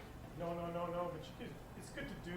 It's almost like some people say anyone who's shy or whatever should try and force themselves to do like door-to-door sales. Because I've even done that. And it really changes who you are as a person. You're less shy to talk to people. But they say for artists, most people, and I'm like this myself, you put 100% into the painting and like 1% into the marketing of yourself, which is not great because no one's going to find you. You know, the people who are successful in this stuff really put themselves out there. And like I said, I'm not great at it, but this community allowed me to do a few things like this, and people were really receptive. And you know, also bought some, which was cool. Motley bought this one, and then other people bought prints, and Hex Live commissioned another one. And so doing this stuff, and I haven't done much with the NFT space, but learned from watching people on Instagram gave me the idea to do recordings. Yeah. Because people much rather see you do it than just here's done the finished thing. So recording it, and sometimes I do them I play like 5 hours of footage in like 3 minutes or 1 minute. People like that a lot more. It gives them a sense of, well, this is how it started. This is how it yeah, so I should probably learn much more about the NFT thing to go forward with this, and I am learning, but I've got a lot of ideas from your presentation. Nice, good. And yeah, again, Hex community was, you know, just really goes from strangers to people that you kind of know on the internet, and then the friends. Yeah. You get follow people on Twitter and Instagram, Facebook communities, Yeah. Facebook communities. Yeah, and collaboration. So what I'm going to end on real quick is, let's see here. Everyone who's here, who bought a ticket to this event, and then also we did a form. We had people fill out a form for the NFT for this event. I'll show that in just a second, but what I also wanted to show was a little bit about my process. So every PulseChain Tour event, every ticket gets an NFT with it. And when I signed on to do that, I had no idea really what I was signing up for. I had never done an NFT in my life, and thank goodness that Kaylin here exists, because she does all the back end, right? So like I do the art, but in terms of actually getting it up on the site and getting the mint done, I could not do that without her. Maybe one day I'll learn, because I should. But this is just I wanted to show you guys a little bit of the process. So this was the first one we ever did. It was for the California event. So it goes from, I created this image here with the help of AI. And then the image in another AI program, I take it into a different program and I generate the movement so that it becomes an actual moving image, more like a GIF. And then I take it from there and I add, at first, I didn't have sound. I didn't add any music or anything like that. But we did do, will it show you? Here we go. So yeah, so you see the words there show up, and that was originally, that's what we gave out. Well, that like developed over time into, and then so if you buy a regular ticket, you get what's called the classic NFT. If you get a VIP ticket, you get the gold. So the gold is just like, we have this same image in those colors, right, for the classic. And then the gold, it looks like it's a gold-plated card where it's like imprinted, kind of like the old, collector's cards, right? And then this one in particular is the first one I decided, I was like, wouldn't it be cool if there's like a little music, a little something, right? So I don't know if you can't hear it because my speakers are super low, but there you go. So that kind of is how I developed my own NFT art over time. And then, oh, they're all going to play at once. Oh, wow. Hold on. Okay. All right, so let me go back on this one. So these are the collaborative, these first two are the collaborative NFTs, first couple ones that we did. And that was also really cool because not only did I get to work with either, like in this case, Hexy Quinn had developed a bull already using NFT art for Texan token. I took that bull and then added some more elements to it. There's a great AI-generated Rags to Riches here in his wonderful cowboy suit. I don't know if you saw it, but this first one was Access Alive.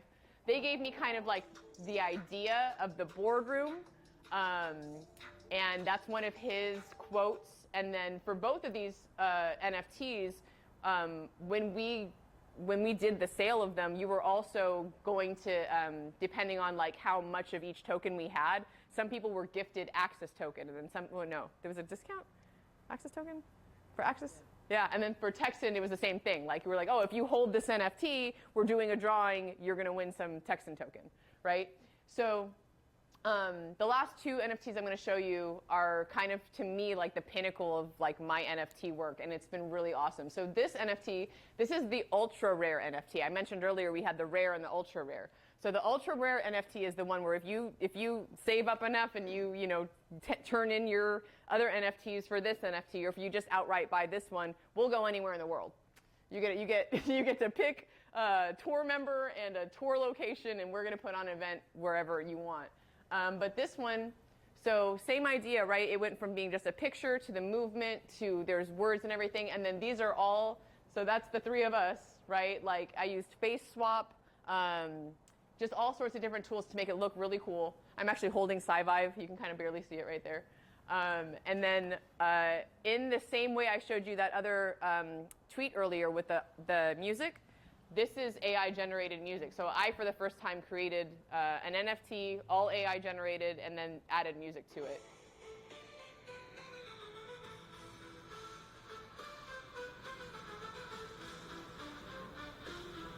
It's cute. I like it. And then the last thing I want to show you, oops, is a collaborative piece. So Solveros and I, he wrote a spoken word piece. I feel like it was a couple years ago. Oh, stop. Hold on. Pretty much in the peak of the bull. Yeah. So he wrote this spoken word piece, and then at some point later on, I did the voiceover for it. And when I knew I was coming here and he was going to be here, I was like, man, wouldn't that be cool if I added the spoken word piece to this NFT? So I actually just took 2 little sections from that, also did music, AI generated music, and I made a lo-fi track. And then I threw just a couple of the quotes from his piece onto this PulseChain Tour one. Let me see if I can reset this. Go back. Oh, no. Why you do this? No? I don't know why. Hold on, I'm gonna wait till that one finishes. Oh my gosh, you guys, I'm so sorry. Here we go. Those moments in life when you come across something so good, your first instinct is to share it. Feels like a sign from above or an unexpected treasure you inherit. More than just the world's largest airdrop, PulseChain's existence is essential, bringing crypto back to the days when transaction fees were practically inconsequential. So that's it. Yeah, it's just been an awesome ride. I'm really grateful to be a part of this community, and I know that each of you have something that you can contribute as well. So that's all.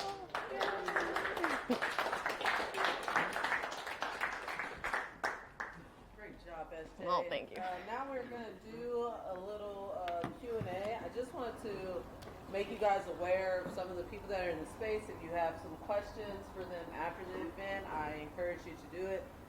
Here we have Daytona Finance. That is another DEX within our ecosystem. And then over here, Ben, raise your hand, from Project Pi. He has a Pulse liquid staking platform that will be launching pretty soon, right? I know that I'm staying.